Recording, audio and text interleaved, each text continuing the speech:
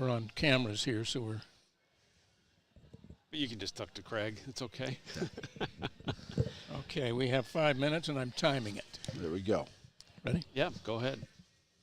Okay, we have Jason Eck, the head coach at New Mexico, first year, 26 wins, 13 losses at Idaho coming over. And I always look at the roster and find out who the quarterback is or was. And we know that Devin Dampier's gone off to Utah, but you brought Jack Lane with you. But I heard he hurt an elbow or something. Is he okay to go? He's back healthy now, so that's a relief having him healthy.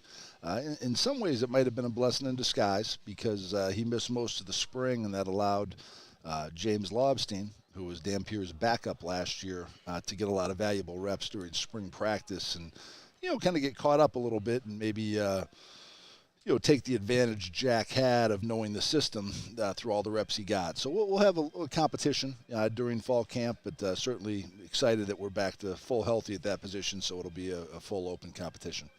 Coach, just coming into this position at New Mexico, I'm sure you're walking into a situation where there's a lot of confusion, hurt feelings among the players where it looked like Bronco Mendenhall, he coached here before, he's here again, he's saying, I'm going to be here for a while, and then all of a sudden he leaves on short notice. Then you get a chance to come in, and you've had a great track record at Idaho and try to kind of rebuild some things. What's that process been like, trying to stitch this roster together and give this team and the community more hope? Yeah, I think, Eric, we really had to rebuild some of the belief. And that's hard in any fan base to go through 3 head coaches in 3 years. I mean, that's tough, because they're is it here we go again? Is this guy going to tell us these things and leave again? But I think we've done a good job as a staff of building those connections in the community, showing them we're very excited to be at New Mexico for the opportunity ahead, and then building a new roster. The one thing about the rules now is it helps you build a roster. It used to be a limit. You could only sign 25 guys in a year. We'll have more than double that on scholarship, new players. So we really have to do a good job of building that team together and working that team chemistry when you have so many good players. Sounds like your running back room might be the most talented bunch on the team. Scott Ray Humphreys is there now. Had a great game against, for Montana against New Mexico in Albuquerque. So he's familiar about what you do. No question. Yeah, it's an ironic thing. The guy who has the most rushing yards in our stadium on our roster was a guy who was not on the team last year. So I think we have a very talented running back room. But with him and Damon Bankston, they were both 1,000-yard rushers. And when we were looking at FCS guys, I really looked a lot at their FBS games.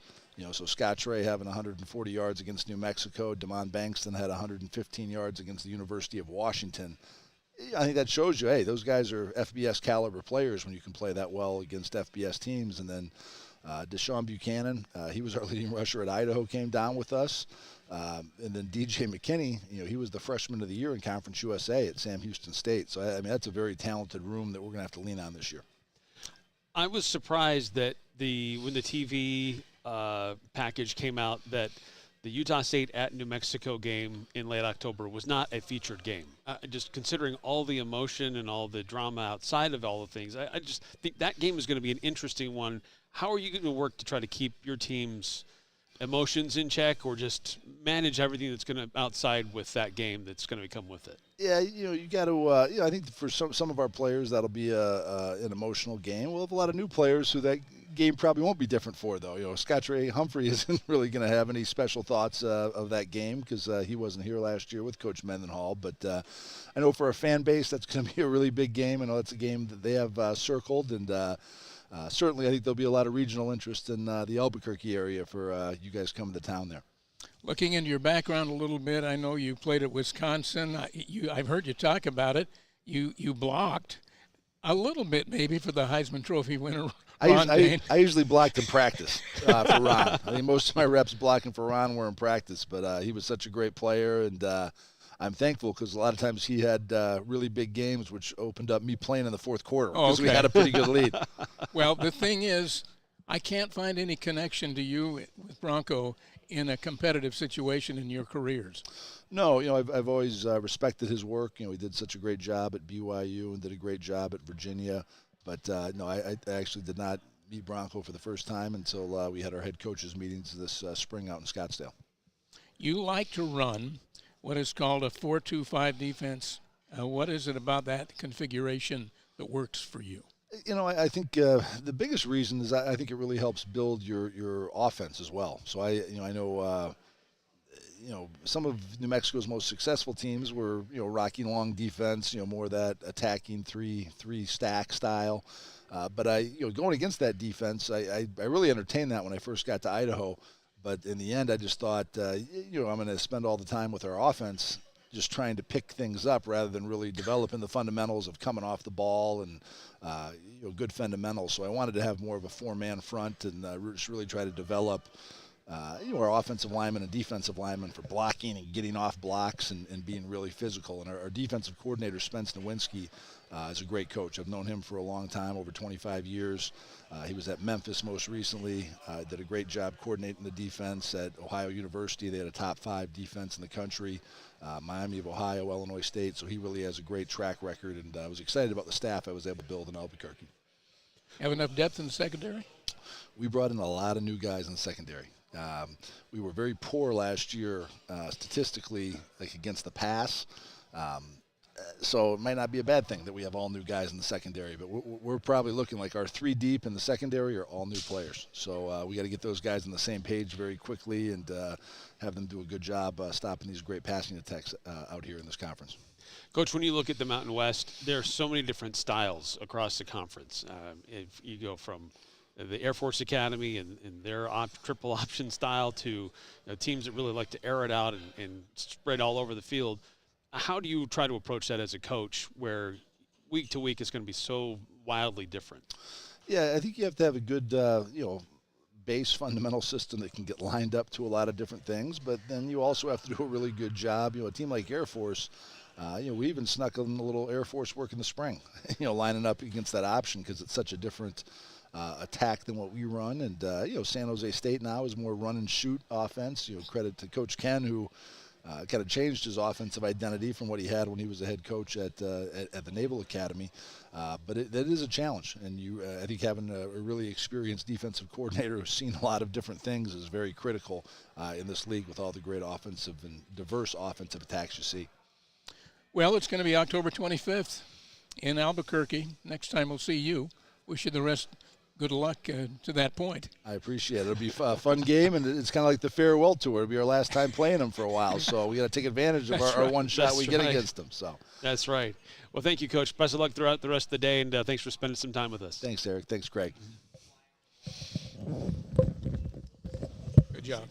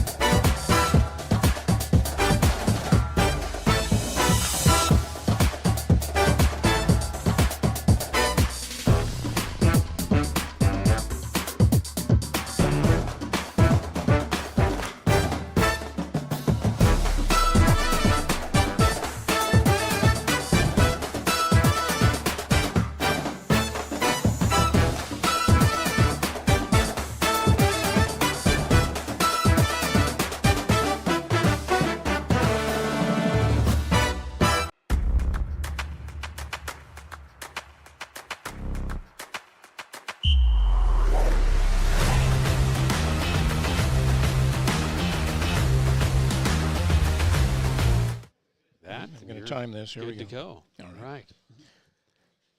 Here with Ken Niumatalolo, second year as the head coach at San Jose State, longtime head coach at the Naval Academy, and you are to be congratulated because I think half your guys on your staff are Aggies or Ag former players or coaches. That wasn't an accident, I'm sure. No, that's, with Boje, Fili Moratu, Al Lapuaho, and Mike Smith, you know what I mean? And so those are guys that, obviously love their school. Yeah, we got some Aggies on our staff.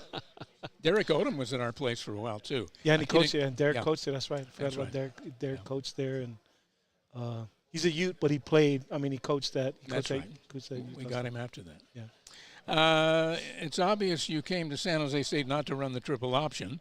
And this last year, fifth best passing offense, you've got Walker Eget there.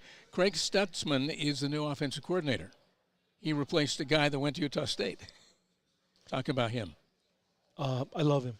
He's done an awesome job. I think he's one of the best offensive coordinators in the country. Very innovative. He's taken some of his run and shoot background and added in with some other, RPO systems. I love what he does, but more importantly, he's a builder of people.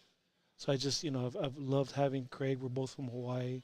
So our philosophy and how we treat people and the way we want to be with our players are similar. And so very, very grateful that Craig is, is on our staff. Coach, let me ask you just about the San Jose State program. This was one that for a big chunk of time, it really kind of struggled to get its footing. Coach Brendan comes in and a couple different times he has them competing for a high level in the conference championships. How is that kind of paved the way for what you're trying to do now and continue that momentum, and what kind of different flavor you're bringing to it too? Yeah, Coach Brendan did an awesome job. But I got hired last year, January 21st, so, when a new coach comes, as you know, in the NCAA, it opens up the portal. So there's a fluctuation of players and new staff. We had over 50 new players on the roster. And so last year was at this time, it was chaotic. It was chaotic. So it's a lot different now. I feel much more at ease this year. And you can't be really at ease at, coaching football. But I was at the Naval Academy 25 years, so I knew everything about the school. And then you go to a place where you know nothing about anything. And so just trying to figure things out on the run. But I feel so much better going into year 2. You've had a full year of recruiting cycle and understanding the nuance of being there. Admissions, the facilities, the ground crew, when get on the same page, when to water the fields. Just all those little things that you take for granted that just, okay, when are they going to fertilize? Okay, don't do it this time. Just make sure our fields are ready at this time. Just all the things that go into coaching a football team. There's so many intricate details that you need to know everything as a head coach. And I went there last year, like I said, not knowing anything. And so feel a little bit better this year. Your quarterback, I mentioned Walker Eget, didn't play great early. I don't know. He had his best games, I think, later in the year. What was that? Just getting comfortable with what was going on? Most definitely. And he didn't start till later in the season. Yeah. So he came on later in the season. I thought, and he played some tough games too when he came in, the type of people he had to play. Really excited about him. He's, anytime you get more familiar with the offense. And so this is his second year now, and he's way more comfortable and at ease with the terminology, the schemes, the concepts, and really excited about Walker. Floyd Chalk, the fourth, is he the featured running back right now? Right now it's probably him and Lamar Ratcliffe. They'll probably be our two backs there. And, Floyd played the majority of last year, and Lamar was a freshman. He came on late in the bowl game. Probably a bigger kid. Lamar is 6'2", 220. Chalk's a little bit more compact and explosive. And so those guys will be able to provide us a pretty good 1-2 punch along with Jabari Bates. A lot of starters back on defense. Feel good about our guys coming back. We got Ngafa coming back inside, and Q. So we got 2 of our 3 defensive linemen coming back. And on the other side, we added Vili, who came from Utah, and so we feel good about that. Both of our outside linebackers are back. and both of our two of our three inside linebackers that started are back. But having Nella on the outside come back, Jordan Pollard, our leading tackler, come back, Rivas, one of our starting safeties, coming back, and we had to fill some corner spots, but we feel good about the guys that we've added from the portal, and so we knew we had some spots to fill, and we're excited the guys that we brought in. Have you had a game where you've been on Merle Littleson Field in Logan? Have you coached there or been there as a player? I have not. I just, I was Matt Wells. I coached with Matt Wells at the Naval Academy, so I went and visited her once a long time ago. Wanga Damuni is also grew up with him in Laie. His brother Jack and I are best friends, but we grew up together, and so I know Wanga's been there for many years. But my son Ali's on Broncos staff, and so he was at Utah Tech last year. So this year when he drove up to Logan from St. George, my wife and I helped move him. So, I got to spend some time there. Went to, trying to remember that Mexican restaurant. It was a really good Mexican restaurant. But I got to see the stadium from outside, and I'm like, to be honest with you, when I saw the stadium, I'm like, oh my gosh, this is a beautiful stadium. You know what I mean? Just see it's like, wow. And it's got to be one of the nice stadiums in the conference. You know what I mean? Having been to a lot of them.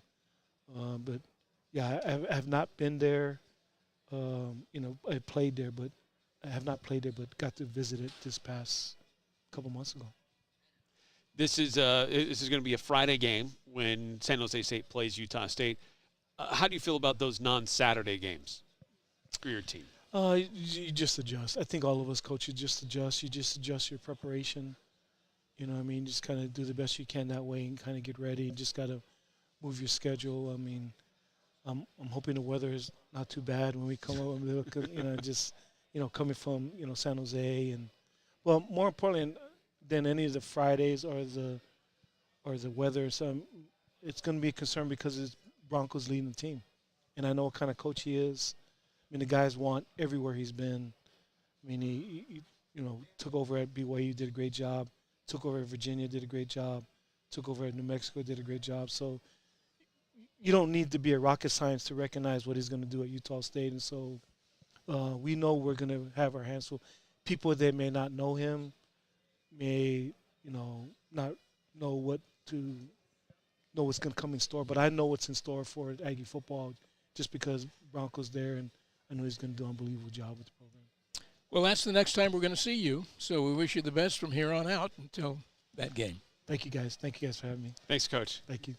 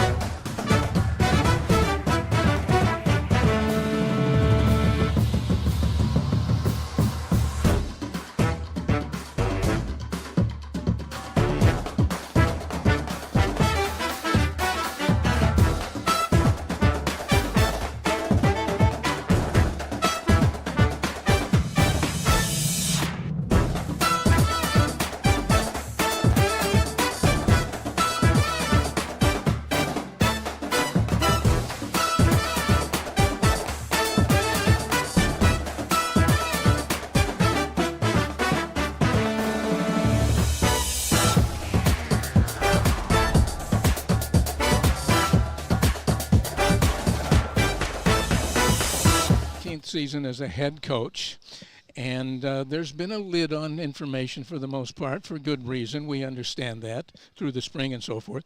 So we got Bryson Barnes over here, and all I wanted to know, I asked, could you give me the first 10 plays against UTEP? And he wouldn't even do that. Yeah, exactly right. He's been well trained. You've coached him well. It's perfect. Yeah, it's a good test though. Thanks for testing him. So when are you going to give us a little bit more information about this team? What time does the UTEP game start? That's probably when you'll find out. Yeah, I get it. Is Bryson Barnes the starting quarterback? Bryson Barnes is the starting quarterback. Yep. And man, I'm lucky that he's at Utah State. I love who he is as a person. I love his leadership skills, the experience he brings, but the mindset especially. So really looking forward to him. You can tell just being around him, that guy loves football. He's got a lot of energy, and he loves to just be a part of what's going on a football team. And just any more on that, just watching him as a leader, because there's a lot of change. There's a lot of things that were uncertain coming into this year, but his role in kind of helping keep things together on the offense and just as a team as a whole. Well, I think that the keeping it together part might be a little overrated because there's so few players that are remaining. We've added 87 new players. And so when you think about that and a roster size typically in college football now of 105, give or take, that number is really what was there to keep together. That's so crazy. And so as we're restarting, basically, it wasn't really where he was keeping together. He was becoming the catalyst leading forward and creating new relationships and building new bonds and solidifying direction, while at the same time he was having to decide with a new coach, is this the right approach for him, right? And so not only did he have to become aligned and have his heart captured and choose to lead, then he had to choose to do it with other people. And so that takes time. And he's just, I would just say in general, that process of building our culture, building alignment, the direction, the work ethic, and what's happening is the speed is happening beyond, I think, what anyone could have expected.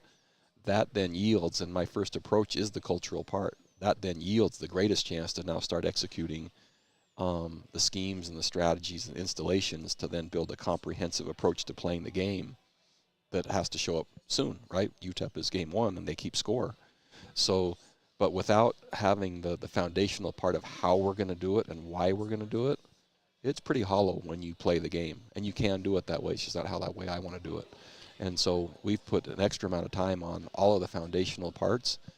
But we've also made great success or great strides already in installation and how we're going to play the game. And again, I don't talk about it much because really it's giving away an advantage I don't have to give away. And so while the fans, I want them to come and be excited, if no one knows what we're going to do or how we're going to do it until we play, everyone's behind in preparation for Utah State because they don't know.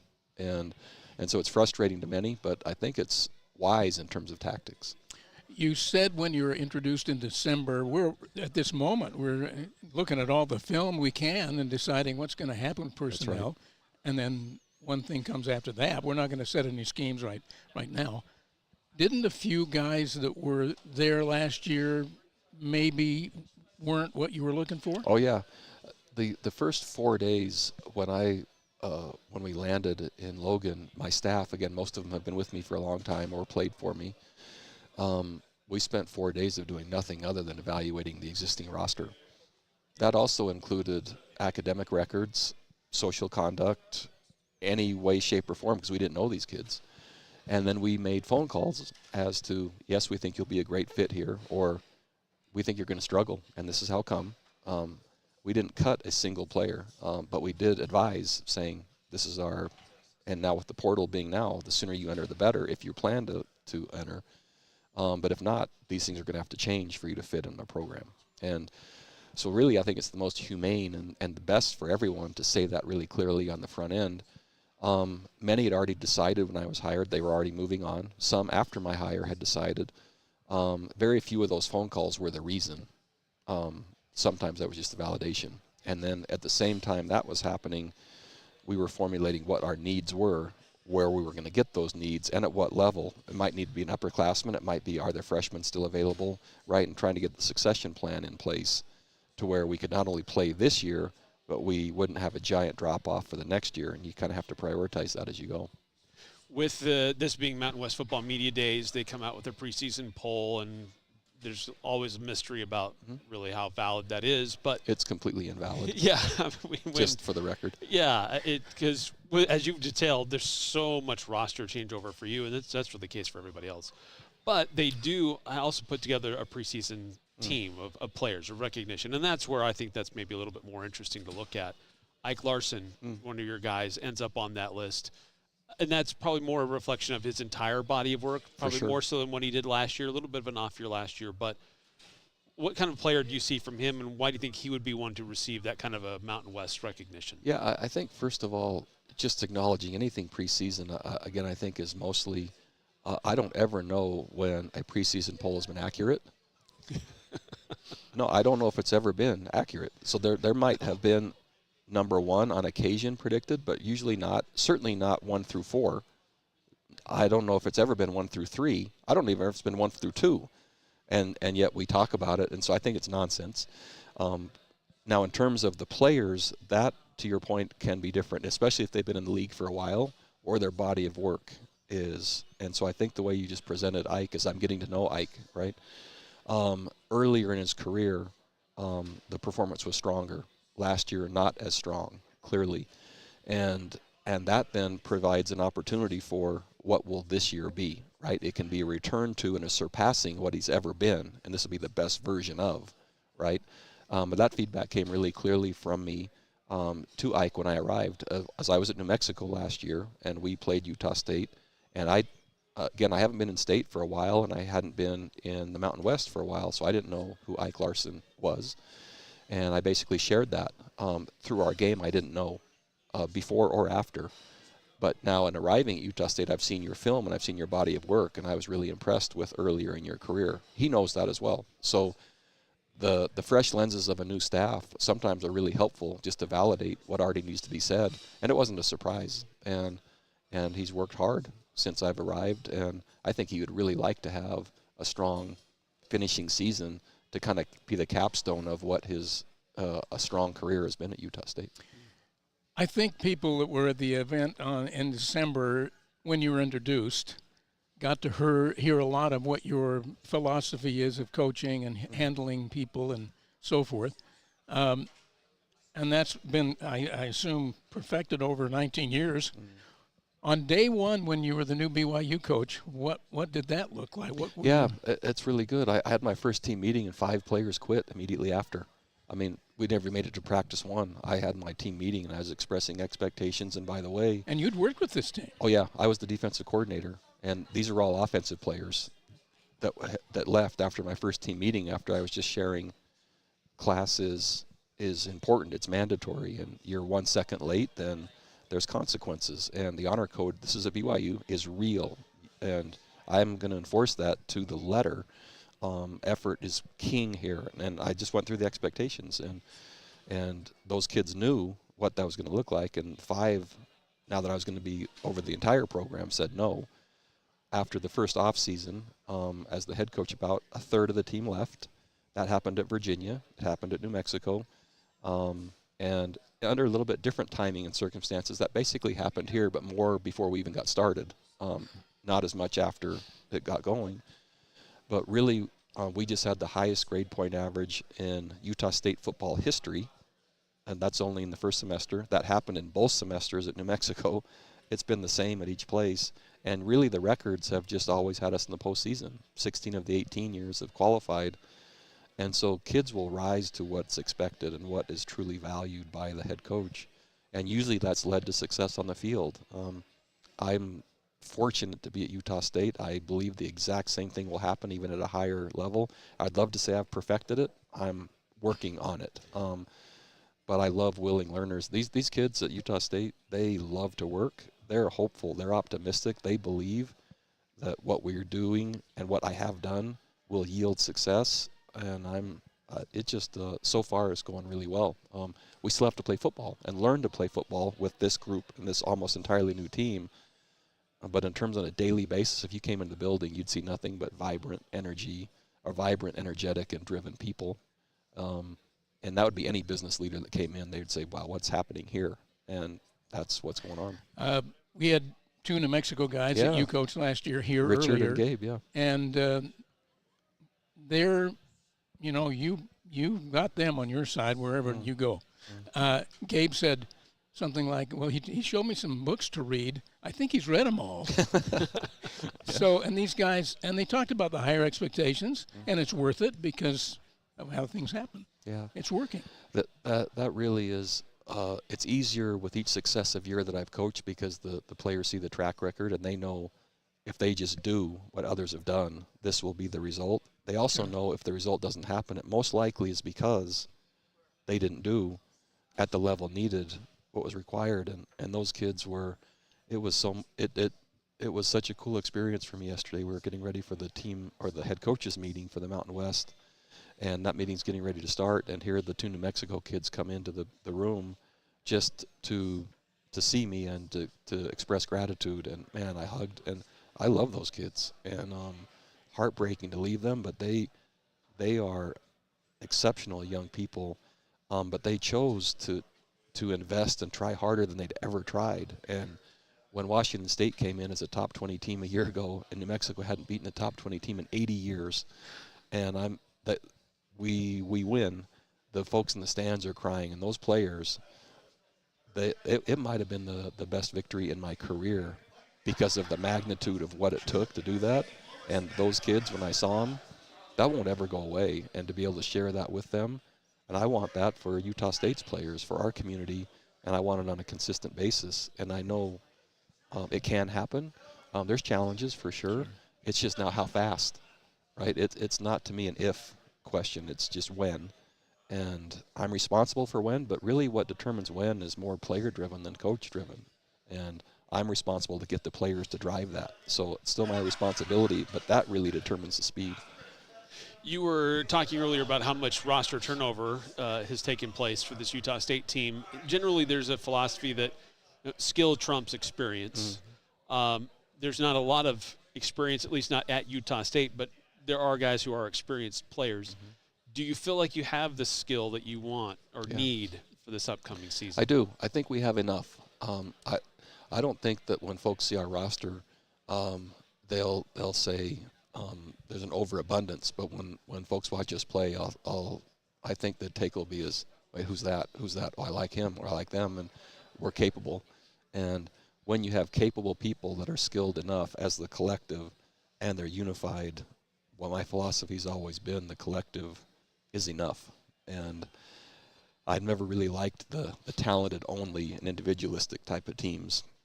So we make sure we hit the enough mark in terms of ability, and then the collective enhances the ability. And so I think we have both. Again, it's early. We haven't been through fall practice yet, fall camp. But I think there's certainly enough talent, probably more than what people will think. And I think the collective will highlight that in a way that will give us a strong chance. And just building on that, I know you haven't really seen a lot of your freshmen yet in fall camp, but through what you did experience in the spring, is it starting to materialize what your depth chart might look like? Oh, or yeah. We still have a lot we need to fine tune here. We're really clear going into fall camp, with the exception of seeing our first years play football, what the depth looks like. Now, we had a significant number of injuries also so that was one of the challenges in arriving at Utah State, the number of existing players that were hurt that we didn't get to see through spring or the off season because they were simply recovering knee, shoulder, etc., ankle, foot, elbow. And so we're anxious to see them as well. And our depth became really limited by the end of spring, but we could function. And so really anxious to see and assess our players that were hurt as well as our first years. But our depth is really clear going into fall camp, probably beyond what anyone would think is imaginable, just based on how hard and how much we work. I don't know if at any point last season you thought about this, but you ended up playing for a bowl game at the end of the year. And I had to go to Hawaii and win. Do you have an Aggie team that has that potential? Oh, yeah. Absolutely. And really any team I've coached, 16 of the 18 have been postseason eligible.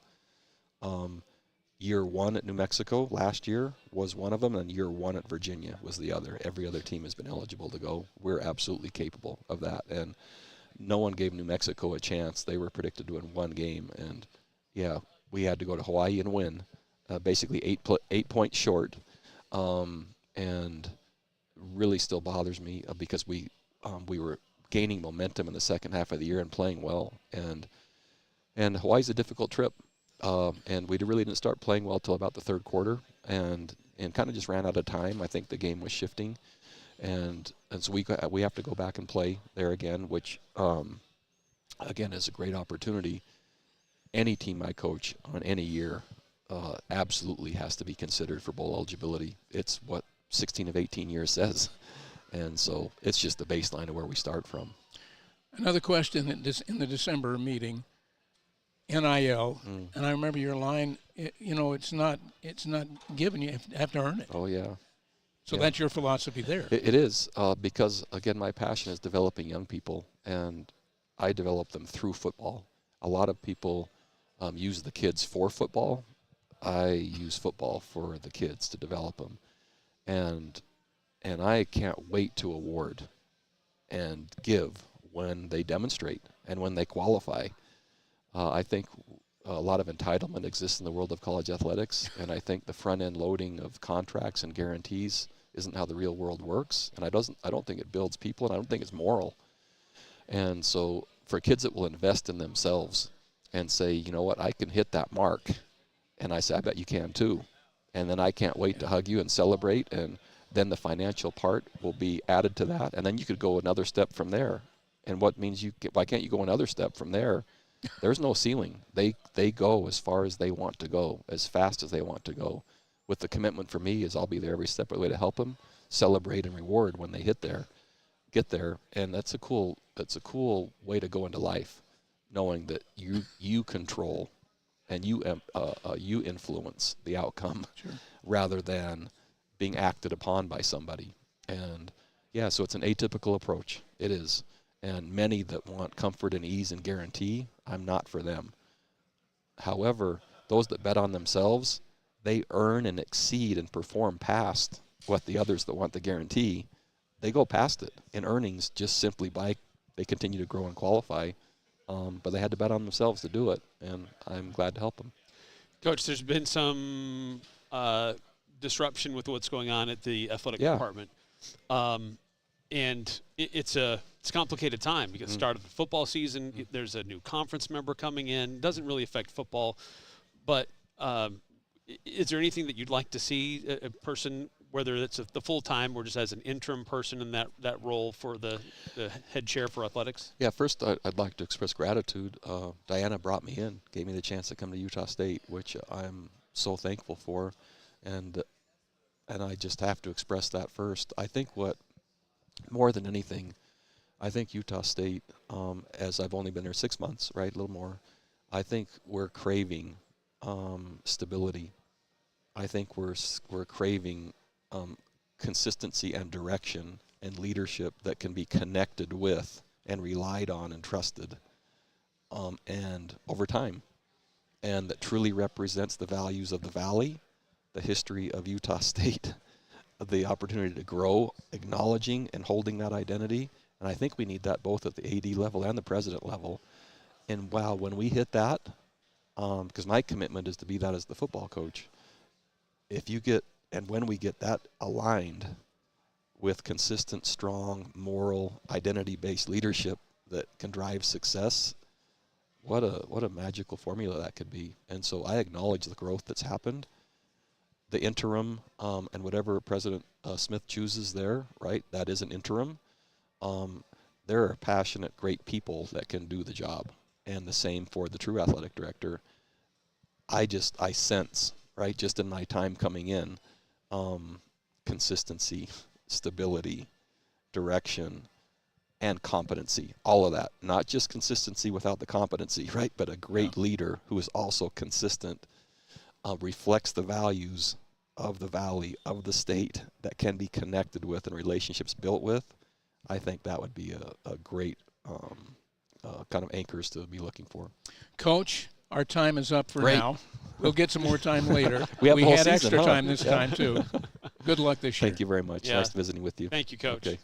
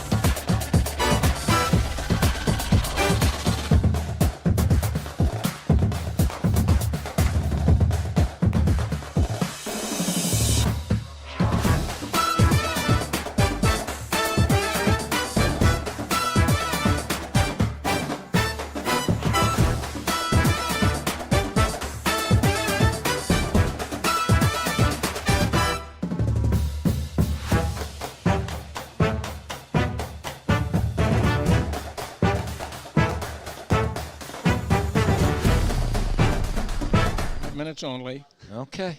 So let's get that. Don't you straight. dare go over then. All right. If you know me, hey, We ready? get the producer in my ear saying rap. Yeah, you've been through all this. Yeah, we're good to go. Dan Mullen, first-year head coach at UNLV, earlier head coach at Mississippi State, Florida. We got to know you, and Urban Myers was coaching at Bowling Green, brought you out. You were as a quarterback coach, and you came out to Utah in 2003 and 4.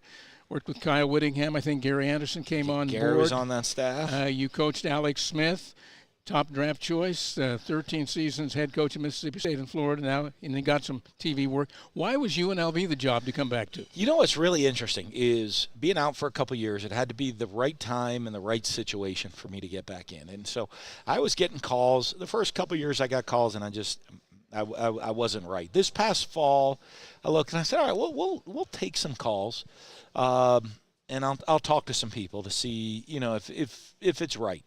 And, I got some calls, and I would sit there and I'd be like trying to talk myself into why this could be a good job. And I'm like, no, if the second I have to do that, I just call back. I'm like, nah, I'm not interested. I can't, I can't do it. And so I had a list, though, of things, right? Well, I mean, obviously you had to have the gut feeling that it was going to be the right spot, but it also had to have the list of, number one, can you win a championship? And we were a game away last year from going to the college football playoff at UNLV. So there's a great foundation in place of winning and ability to win. Two, you had to have great facilities, because I didn't want to have to go in and start from scratch. I guess part of that, and they a little bit go hand in hand of the ability to win and not having to take a program that is at the bottom and try to build it all up and raise money for a facility. We play in a great stadium at Allegiant, and we have unbelievable on-campus facilities, which I was able to see coming out to Vegas the last couple of years. And I have some friends in the city, and I'd come out here and hang out, and by doing that, coming out and get to learn the city, get off the strip, and I really got to learn the city. Finally had to be a place I wanted to live. My son will be a sophomore in high school. My daughter's going into 8th grade, and want a place for them to have a good education, get to some good schools, and a place that we really wanted to live. And coming out and learning the city and getting to meet people in the city and learning it all, it kind of checked every box for me. I think, I love being in Vegas. I mean, it offers everything, here. I mean, it's the entertainment capital of the world, the sports capital of the world. I was laughing, we were saying that SEC Media Days, they run you through. It is a wild show, and you get a box lunch walking out the door. And we're up at the Legacy Club last night. We're at dinner at Barry's. You have that, and then, 20 minutes drive, I'm down in Southern Highlands at my house and on the golf course. And it's, you can go out 15 minutes past that. I'm out in the desert on four-wheelers. There's a ski resort 45 minutes from here. I can get a boat out on Lake Mead. I feel like we're getting recruited here. Yeah, so it is. So it just, as you said, though, it kind of checked all the boxes, and it was kind of like, it was weird. But I remember coming out 3 years ago, people were like, hey, think you'd ever be the coach at UNLV? I'm like, that would never happen. And all of a sudden, I learned a lot more about it because I didn't know it. I learned a lot more, and the situation hit, and I'm thrilled to be here. On the short time that you have been on the job, just as getting back in the saddle, so to speak. Yeah. Where you had coaching success, you were at pretty high level positions before. The game has changed a lot since you were there with portal, NIL. Yeah. What's kind of been the biggest surprise to you that you thought I was okay coming into this, but maybe there's a few things that are kind of catching me a little off guard? No, you know what it is. It's there's situations you're going to experience you haven't had before as a head coach, right? And, one great thing about experience is a lot of times things come across your desk and, you've dealt with them. Now, as coaches, we know that there's always going to be one that's like, man, that's a first. I haven't had that one before in all these years. That one hasn't come across my desk. But I think it was understanding the NIL and the portal world, understanding a different mindset of kids of, we're still a developmental program. I talk to guys in recruiting about your development. This is our plan of how we're going to help you grow and how you're going to help you develop, both on the field and off the field and in life. This is the structure. This is what the program's about. And that hasn't changed. Our recruiting on that hasn't changed. Of how we do it and the foundation of what we build the program. What you have to do is just come to grips with them. Being out of it helped talking to coaches like, hey, the first time, hey, I recruited this kid. I coached him for 2 years. And all of a sudden, walks in, I'm leaving. And, what happened to the days where you bleed your alma mater's colors and all that stuff? They're like, Coach, you just got to come. That's a new norm. And so now for me is, you got to understand that. I don't love it. I sit down. If kids say, hey, Coach, I think I want to leave, I'm like, why? Make sure you have a good purpose. And if you do, great. Hey, by the time you're out beside my office, hey, I yell down there, GM, we need another linebacker. Get somebody on the phone and get him in on a visit. Wish you the best. But you're still, as a coach, you still want to help kids. So instead of understanding that that's going to be a norm coming back into it, made it a lot easier than, I don't know if I would have been able to continue. If I didn't leave coaching, I think that would have driven me out over the last couple of years, where being away from it and seeing it and grasping it and talking to coaches and understanding this is the new norm.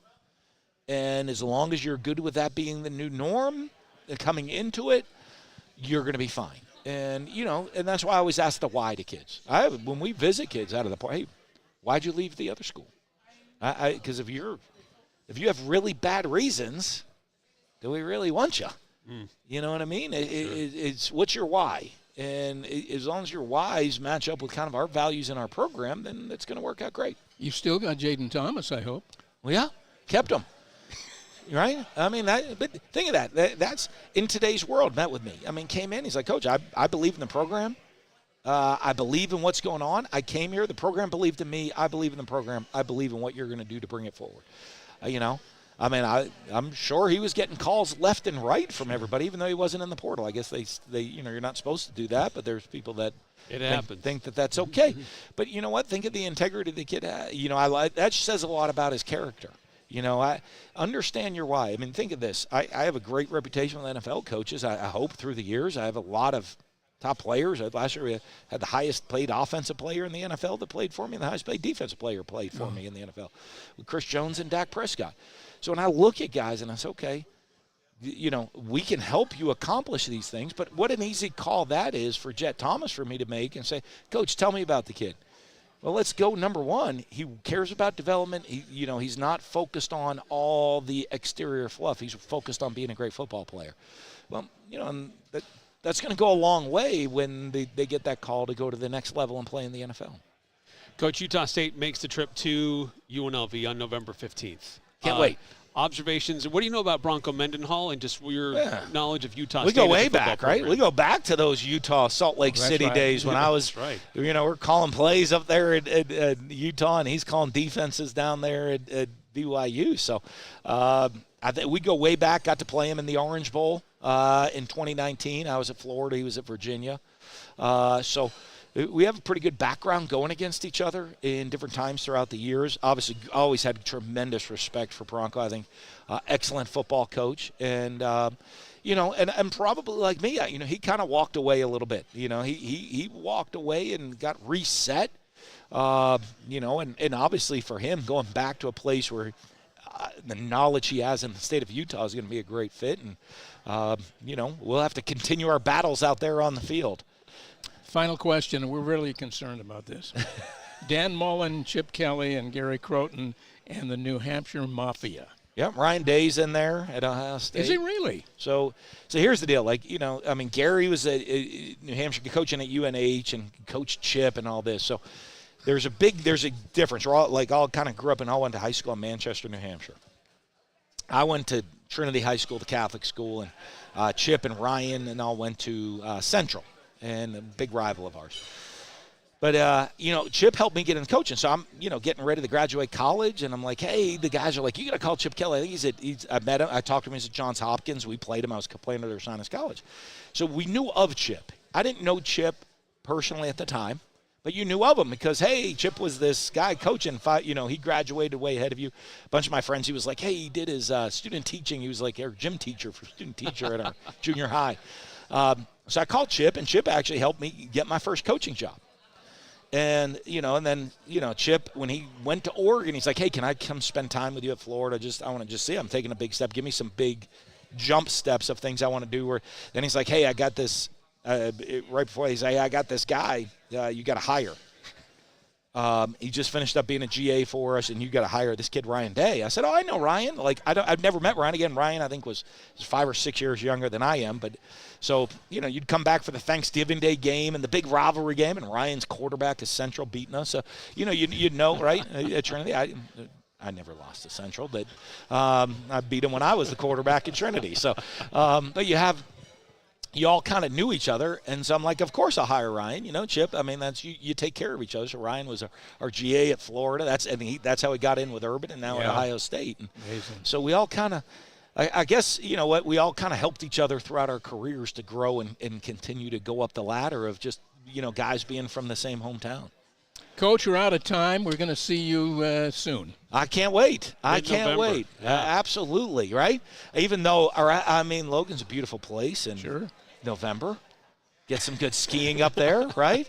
Maybe a little early for that, but you're getting close. Yeah, I'm glad it's at our place in November, to be perfectly honest with you. You might see me up. Maybe I'll hit up Utah. Maybe that first week of February, you'll see me out there at Park that's the City, great Deer skiing, Valley. yes. That's right. Get out there and go have some fun. Thanks a lot. Absolutely. Thanks, Great Coach. to see y'all. Appreciate it. Good luck this year. Thank you.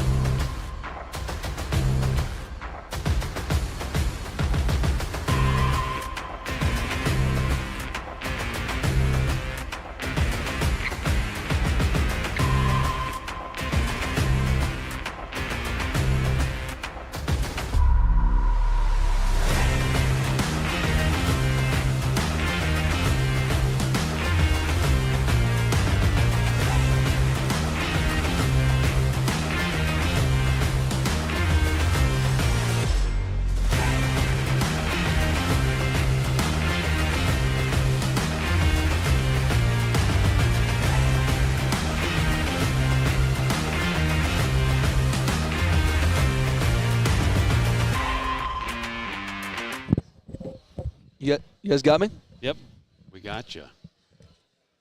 I'm going to move up the cords a little. There you go. We ready? We are good to go with Here we Coach go. Spencer Danielson. Okay, Boise State, Spencer Danielson, second year as the head coach. Broncos averaged like 37 points a game last year, which is probably about normal for the offense over there. Can you keep that up without Ashton Jeanty? Yeah, I tell our fans, I've been trying to get him back, but I think he's really happy where he's at on the Oakland Raiders. You know what I mean? So when you lose the best football player in the country, I think just like anything, it's not so much replacing him. It's just other guys got to step up. Running back-wise, we got a great group of guys that I believe in. Some of them have played a lot. Some of them have played a little, but have put a lot of work. I believe what you do in the dark will come to light. There's some guys stepping up. I think our quarterback's going to be one of the better players around. And so he's going to be needed to do even more than he was last season. But it's a team. No different even last year. Like we got to grow our team. Every year is a new team, especially even more than ever in this landscape of college football. And so guys got to continue to step up.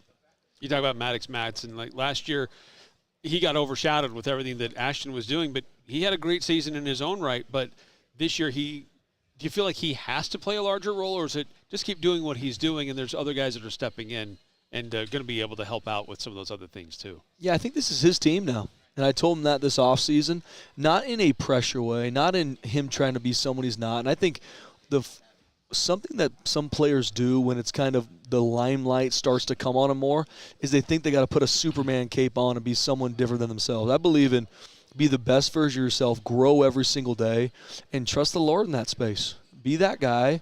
Now, is he going to need to maybe do more than he did last season? Yeah, maybe. But he did a lot for us last year. It's just now there's a lot more focus on him because old number 2's not on our team anymore. And so Maddox Madsen, though, is an elite competitor. He is a guy this offseason that's trained his tail off, and so excited for him to continue to grow, to be, like I said, one of the better players around. I felt there was a period of time when you were bringing in quarterbacks, pretty highly regarded quarterbacks. I don't know if they was assuming that they would probably beat out him. It hasn't happened. Yeah. Maddox Madsen has been counted out his entire life. I mean, you look at even being recruited from Utah, not highly recruited out of high school, counted out there, comes to Boise State, had a lot of talented quarterbacks, quote unquote, and he continually has beat them out year in and year out. Even this time last year, there was media people thinking he wouldn't be a starter on our team, and then goes out and has a phenomenal sophomore campaign. That's who he is. He's a hunter. I tell him that all the time. Like, he's not a kid looking behind. He's a hunter. He wants to go attack things, be the best version of himself, and he's that quiet competitor that never too high, never too low, but is cold-blooded in the biggest moments. Wasn't he the guy that was running the offense and everybody's sneaking up to the line of scrimmage to figure out a way to stop Jeanty, and he did some things over the top and stuff like that? It's funny. There's multiple clips on film. When I say multiple, a lot, where the post safety on the snap of the football is about 4 yards from the line of scrimmage. We like when that happens. Defensively, you've had a couple of studs. Hassanin has now moved on. He's going to be another NFL guy, too, not just Ashton. But other guys are kind of stepping into those roles, too. You have some experience coming back, especially on that defensive front. What are you seeing so far and how that defense is developing this year for you? Yeah, every year's a new team, and we had some guys, Ahmed Hassain, Herbert Gum, some guys in our defensive front that graduated and moved on. But some guys have stepped up, and that's, as a coach, we're a developmental football team. Like, we need to get guys as freshmen, build into them, develop them, spirit, soul, and body, so they're ready for these moments. And there are guys. I mean, we have a guy named Max Steege who hasn't played a lot, has backed up Ahmed for a couple years, and he's ready now. He's ready to be the starting defensive end at Boise State. And I think he's going to have a really good junior year, right? And I could go down the list of guys that are stepping up into roles where guys have graduated. It's their turn now. Here, carry the flag, you're up, and especially where we've lost guys. Isn't Jaden Virgin Morgan one of those? Oh, Jaden Virgin Morgan. I mean, this time last year, not a lot of people know about Jaden Virgin Morgan. He goes in and has 10.5 sacks. And even more important than that, I tell people, watch the film on the amount of hustle plays that he's made. Where, I mean, it's just fast pursuit from the backside, tackling a bubble screen for 4 yards. Maybe not a big stat in the stat sheet, but that's the mentality of your team. And seeing who he is this offseason, how he's trained, I think he can be one of the best edge players we've ever had. your relationship with Bronco Mendenhall, either is kind of monitoring him, bless you, Sorry. from afar, or working with him a little bit more closely now that he's in the conference. Like, what have you seen from him, and what do you expect to see him as the new leader in charge for Utah State? I think Bronco Mendenhall is one of the best coaches in the country. Let me start by saying that. I think the absolute world of him, not only just as a football coach, but how he's gone about it from his years at BYU, Virginia, New Mexico, to Utah State now. I think Utah State made an absolute home run hire in bringing him back to Logan, or bringing him to Logan. Who he is, I've gotten really close to Bronco over the years because even just from afar, I had so much respect for how he has run his programs, how he's done it the right way, building it. That my heart's very similar to Bronco's, and I believe God's called me to Boise State to develop young men. Right, I'm judged on what happens 12 nights a year, but I know when I answer to my Maker one day, I'm going to be answering for them as people. And from afar, I've seen Bronco be that guy. So I've gone really close to Bronco. He's become a really big voice in my life. And I just think not only just football-wise, who he is as a person, but who he is as developing program. I mean, everywhere he's gone, he's developed championship programs, and I believe he's going to do that at Utah State. Back to the running back. Is the Fresno State transfer in the picture there? Yes, he is. So Malik Sherrod played for our running back coach at Fresno State, and he transferred in this offseason. And I think he probably had one of the best springs of anybody on our entire team. This is the last year for the Mountain West as it's currently constituted. And Boise State, Utah State moving to the Pac-12 here in the future. What would you just say? What's the general feeling about this is the last run in the Mountain West for Boise State? Yeah, great question. I get asked that a lot. I know for me as a football coach, every year is a new year. I'm not thinking about 2026 much. That's for our athletic director and our programs. I'm so focused on this year. The Mountain West has been really good for us, and I've been at Boise State for 9 years. And every week in and week out in the Mountain West, if you don't play your best, you can lose to anybody or you can beat anybody. That's the amazing part of our conference. So we've got a lot of respect for the Mountain West. What's coming in the future, so excited for what is going to be happening in the future for our university. I know Utah State feels the same. But we are here right now, and we're so thankful for the Mountain West. Gloria has done a phenomenal job with this conference, and I know it's going to be a dogfight to work our tail off to get back to the championship game. I was surprised when Andrew Simpson went into the portal. Pretty talented linebacker. You okay there at that position? Yeah, just like anything, it's hard to lose guys. Recruited Andrew, love Andrew. He felt he wanted to leave. And for me, it's all about our players that are on our team right now, part of our family. And so we've got Marco Notarini, I think, is one of the better linebackers we've had at Boise State, not only just in his play on the field. He's a returning first-team All-Mountain West player, but how he leads on the field. You can't put a stat to that. We need some young guys in that linebacker room to step up, and we believe they will. And we're a developmental program, so where guys leave or guys graduate, next man up. As per usual, it's right at the end of the season when we meet you, so that's be the next time we talk to you. Oh, yeah. Coach. You think the world of what Utah State's always done. It's always been a dogfight against the old Aggies. And like I said, I think the world of Bronco and your guys' team and university's in really good hands.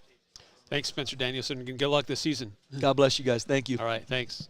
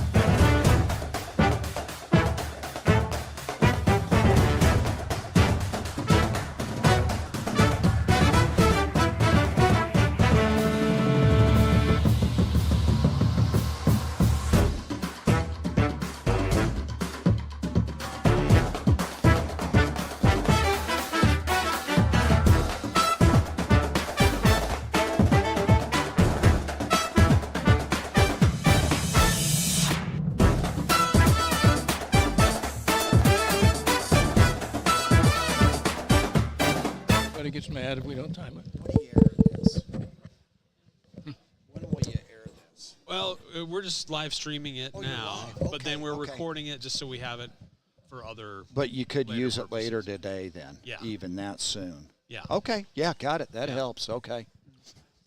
All right.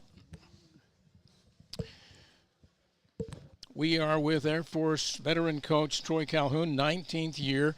League opener is coming up in Logan at Utah State, September 13th. As a rule, over the years, how have your teams played there at Merlin Olsen Field? Boy, you think about it, you know, it's been some great football games. There really have. You know, I think one of the neat things about that environment, it tends to be pretty spirited. You know, I think that's, and I think you guys would hear that not only in football, definitely basketball too, right? Just tremendous support in that area. We played against some really, really good teams, some 10-plus win teams since Utah State's been in the league, which I think began in like 2013. And that'll be a tough environment. They're week 3. I don't know if you know this. Blake Anderson, when he came, had the administration move the Aggie bench to the press box side. So now the visiting team has to listen to all the students. And the guys that have come and talked to us about playing in the stadium said they love that. You know, it is neat. I mean, they're animated in a great way. I mean, I'll tell you, nothing's ever happened disrespectfully.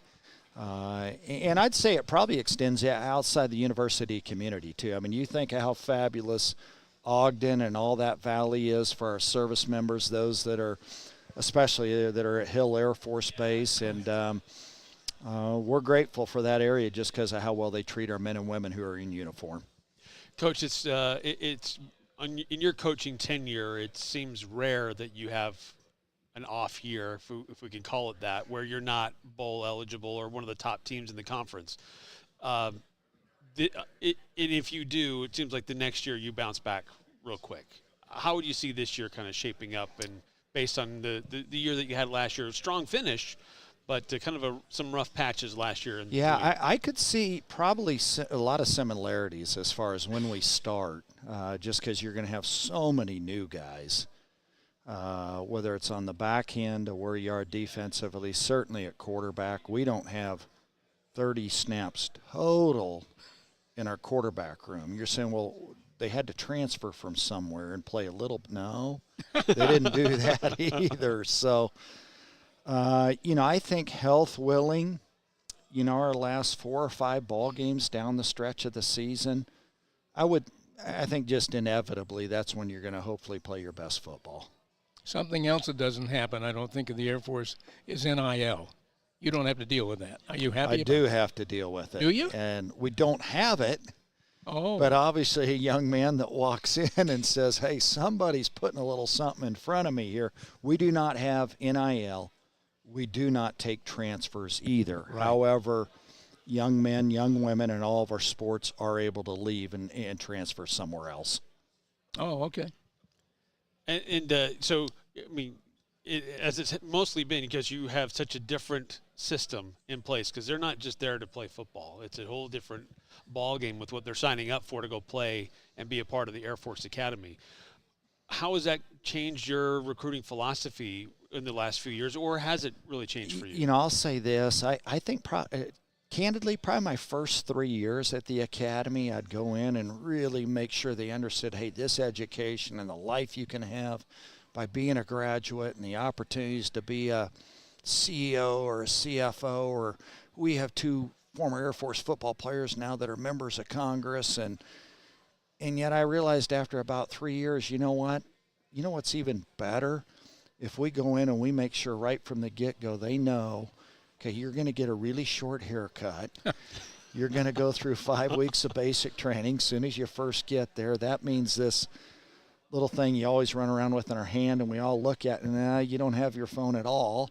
You learn how to get a piece of paper out and a pen and know that a stamp goes on the upper right-hand corner of an envelope. And it's going to be hard. It's going to be tough, especially that first month and a half. Completely forthright that way. It just works better when it comes to retention. And now maybe there's a different perspective that's involved in terms of looking a little bit longer haul. One of my favorites in the history of this rivalry is Fisher DeBerry. I think he was your coach. He was, yes. And 87 years old now, I think, 23 years there. And then you took over from him. Do you talk to him much? Oh, yeah. Oh, yeah. Oh, goodness, yeah.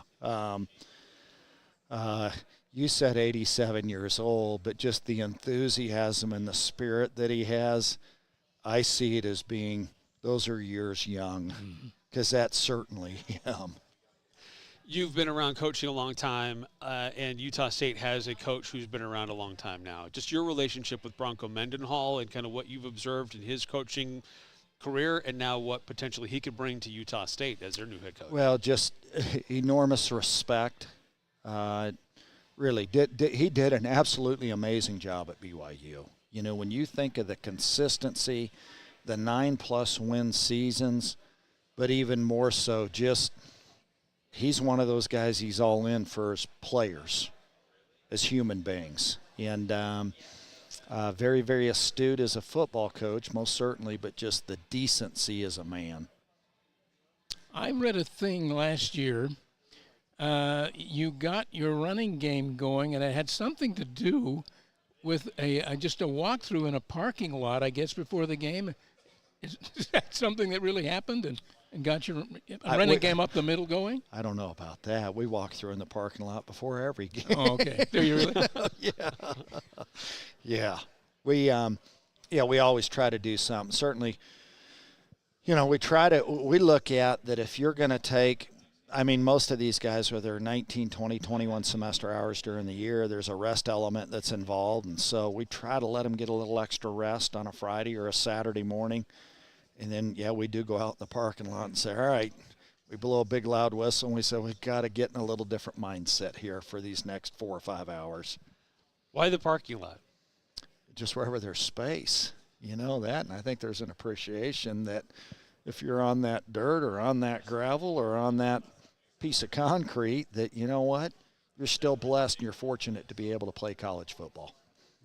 Well, it's September 13th. It's coming up, and that's going to be the league opener in our stadium on Merlin Olsen Field. We look forward to having you there. Thank you. Fabulous environment, and really, I just think over the years, you know, you think about how good of games we've had in a good number of sports between the Air Force Academy and Utah State. So thank you again for the opportunity to be a part of one. Thanks, you Coach. hope that series can continue after this whole conference realignment stuff?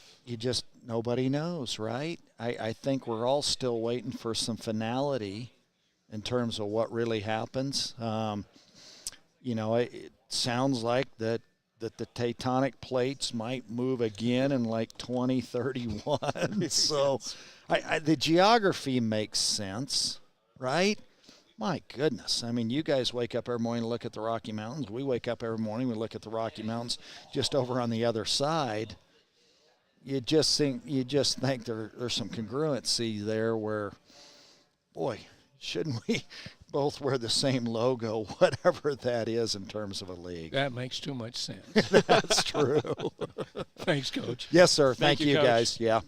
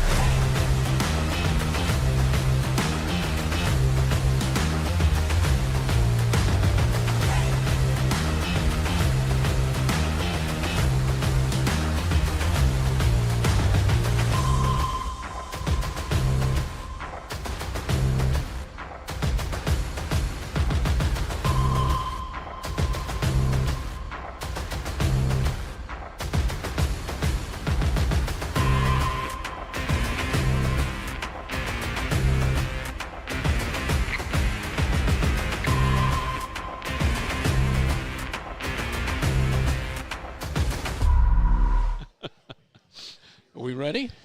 We are ready. Let's go here.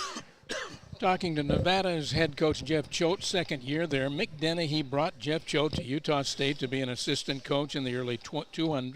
Leave that alone. And then he went off to Illinois, Boise State, Washington State, Florida, Washington, head coach at Montana State a couple of years. Second year now, as I said, at Nevada. It's a 20-year trip for guys that really want to be serious and get a head coaching job, isn't it, these days? Unless you're lucky enough to get a really good quarterback and be a play caller for the right place for a year or two, it is. So, no, it's a grind. I mean, you left out a couple stops. You left out my 9 years as a high school head coach and 3 different stints, and my 3 years at Texas before I came to Nevada. So, yeah, it's definitely been a journey. It's been a grind. That was pretty good, though. I mean, yeah, I don't think my wife can name all the places I've been. So.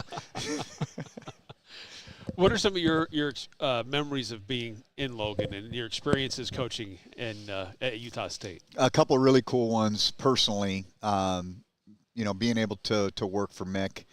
He was my college head coach and really was an inspiration and a motivation to me in the business. Still stay in touch with him. Just he and Sheila are, part of my family, our family. And my daughter, JC, was born in Logan. And so those are a couple of...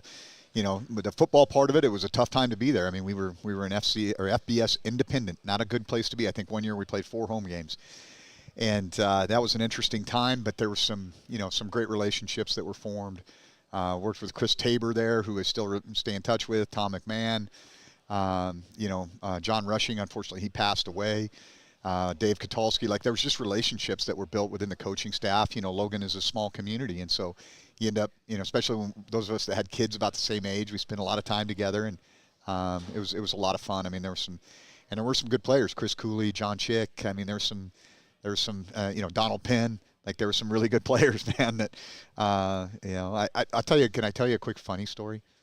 We're playing at Louisiana Monroe, and we're getting beat, and that is not good. Okay, I think it was our first year or whatever, the first year that I was there, and on the sideline.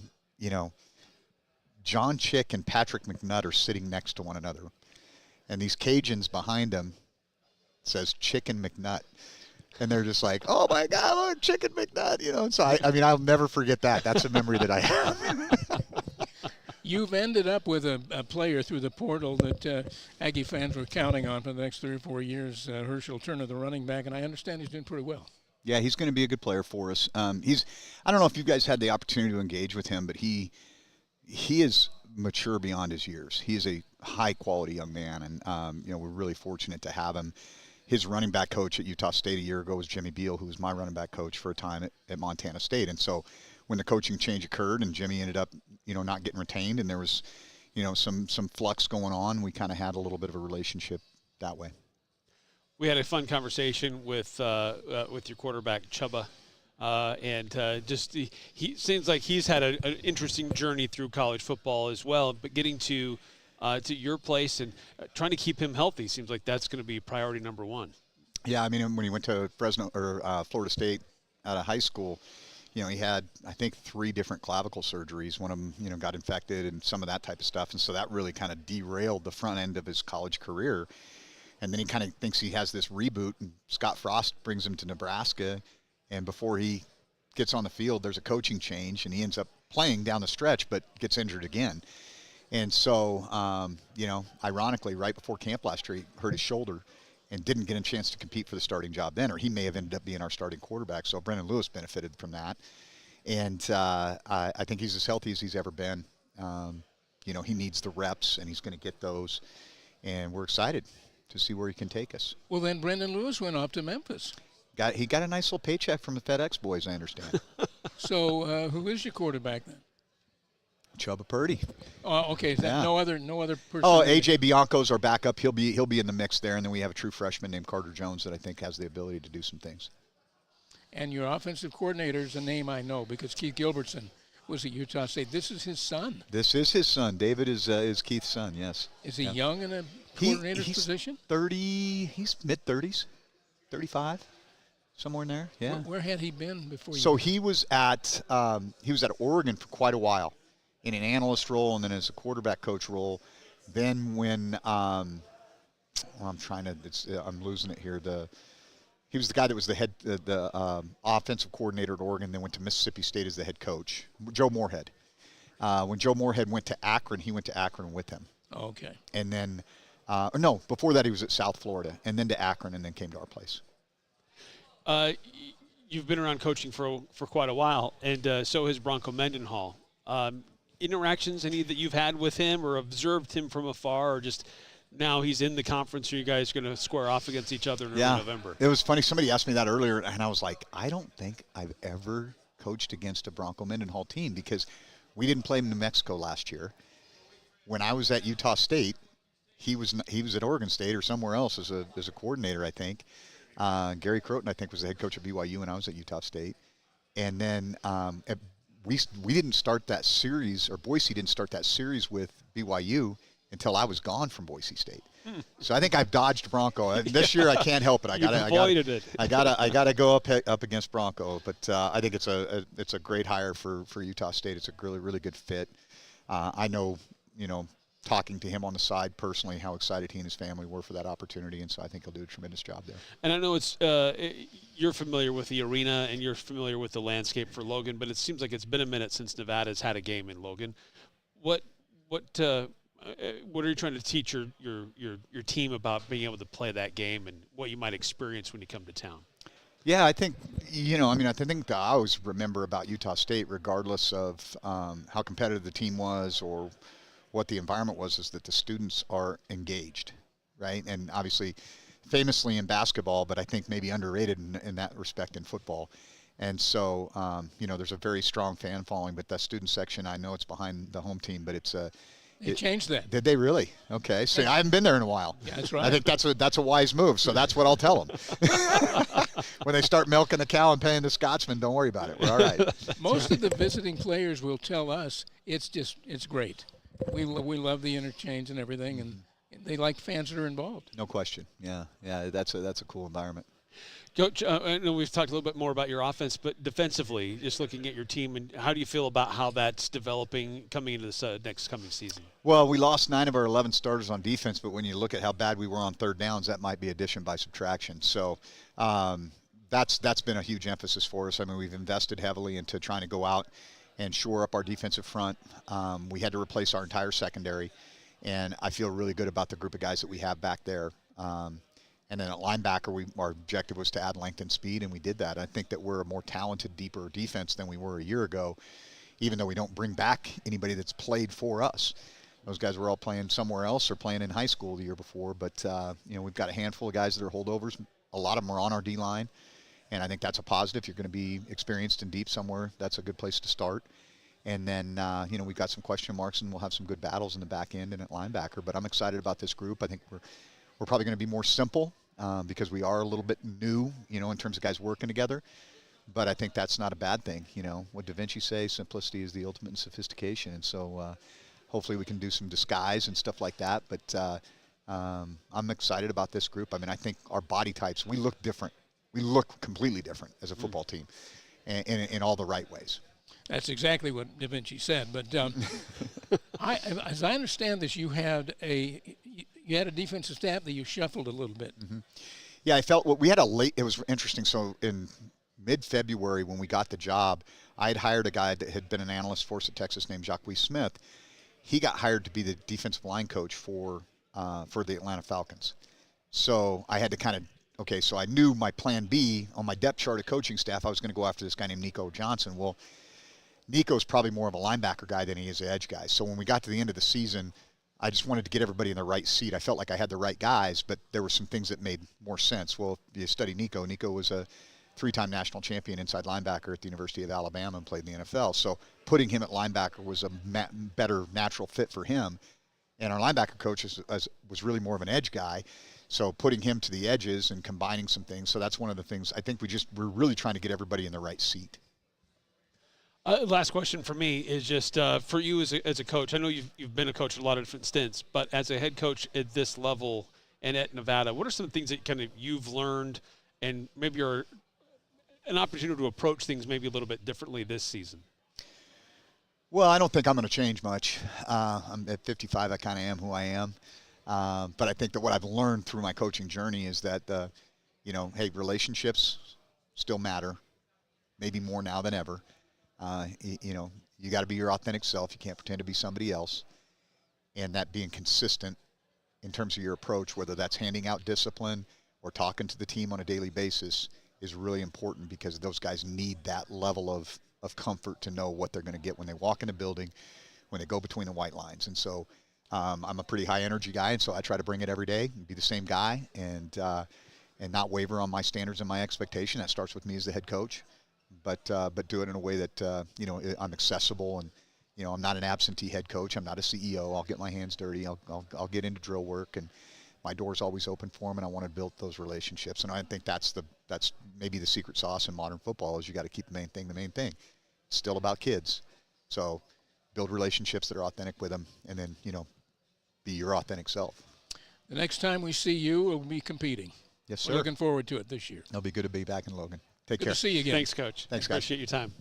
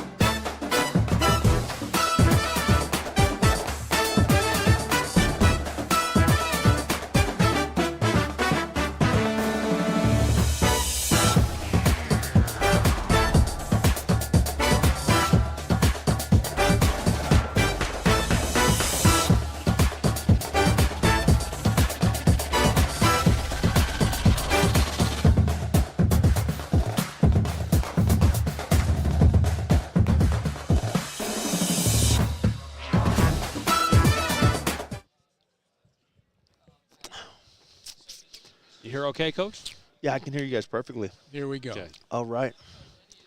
Going to start this here. Going to talk Hawaii football now. Timmy Chang in his fourth year. Great former football player, quarterback there. Judging by the way that he played against New Mexico in the final game of last year, quarterback Micah Alejado is the guy. He's still a freshman, technically. Yes, yeah. Does he ever throw an interception? Funny story. go to his house to recruit him, and on his vision board, which has a list of things, national title as a high schooler, playing at Bishop Gorman, one of his things was do not throw an interception his senior year and have over a 70% completion ratio, which he did both. And Wow. so that was pretty impressive. Very, very, very impressive. But when you have when your mind's that strong and your will is that strong, that's the kind of guy you get. So you get a true freshman performance where he's 30 of 50, 470 yards and 5 touchdowns. And no interceptions. That's something to be excited about. So those must have been his stats against New Mexico, or they're close to it. Yeah. Yeah. Yeah. So he's young, but maybe a little undersized for this level, but that doesn't seem to hinder him in how he's kind of managing the offense and getting the ball out. Yeah. He's he is what he is. I think the true measure is that his mind, man. He's a special individual. Right now he picked up golf clubs two years ago, and he's already golfing in the 70s. That's not fair. That's not fair. That's not fair. But that's the kind of individual he is. And so when the mind's that strong, what you believe in, what you're capable of doing is endless. You had the 23rd best passing game a year ago in the country. It sounds like it could be better this year. Yeah, I think so. I really do. I think we left a lot on the table this past year, and I think with just giving the ball and getting the ball to the playmakers and letting them run with the ball, I think that's what it's all about.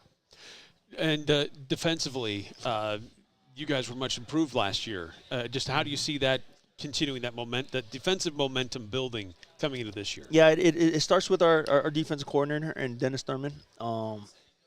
Great defensive mind. Also, to the amount of guys we got coming back in the safety position, led by Peter Manuma, our linebackers with Elijah Palmer and Jemiah Otis and Jalen Smith. And then we have a lot of depth at defensive end, which we've never had before. And then we had to go get a bunch of guys in the portal because we lost a bunch of D tackles. And so we had to bulk up that defense. We added 6 guys in there. And so you had a couple of shutdown corners that went in the portal, though. Yeah, well, we lost one. One's playing in Virginia Tech right now. Went in the portal, and then we have another one that's actually ended his eligibility. Cam Stone, he's in BC Lions right now in Canada. So I know that things are changing here in the Mountain West. Some schools are staying, like Hawaii. The schools are going to be on their way out next year, but just generally speaking about how the Mountain West has worked for Hawaii, and just where do you see things going forward with conference realignment and how that may change some things and maybe trying to keep some of these old rivalries going, even if they're in different conferences? Yeah, I know that I've had a preliminary discussion with, and I think it's already set in stone, that during the spring season, just to kind of keep the rivalry, keep the games going, we scheduled San Diego State already, a home and away. There's some of these games that for 4 years here, there's some of these games, especially these out-of-conference games, no control over of who we played, Vanderbilt, Oregon, Stanford, now Arizona. But moving forward, it would be nice to get some of these, because we've had really good battles with Fresno State. We've had really good battles, with San Diego State as well, Utah State, Colorado. All the teams that are leaving, we've had great battles. Boise State, we've had great battles with them. So it'd be nice to kind of keep us on schedule a little bit, but we'll see what happens in the future here. Tell us about the players you brought with you that we talked to yesterday. Jemiah Otis, he's a local here in Las Vegas. Another guy that went to Bishop Gorman, 3rd year in the program, didn't redshirt.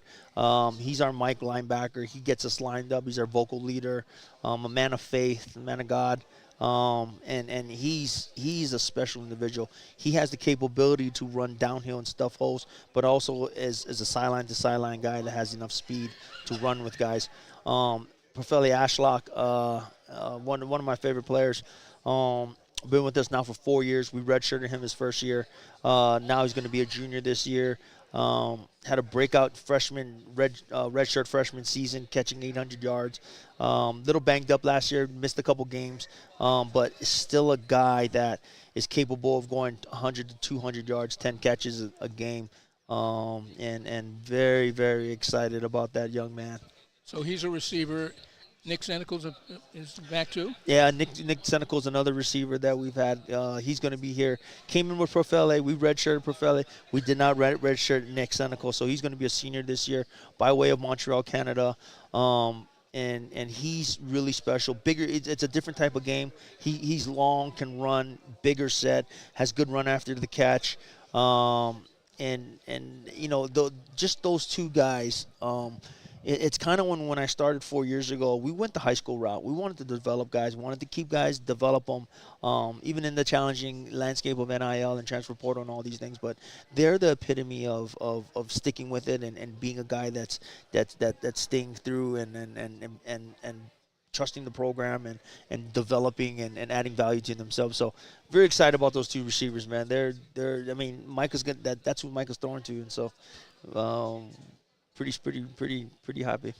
Utah State travels to your place on October 11th. That travel can always be a bit of an issue for some teams, but Utah State's made that trip plenty of times. Bronco Mendenhall has made that trip plenty of times.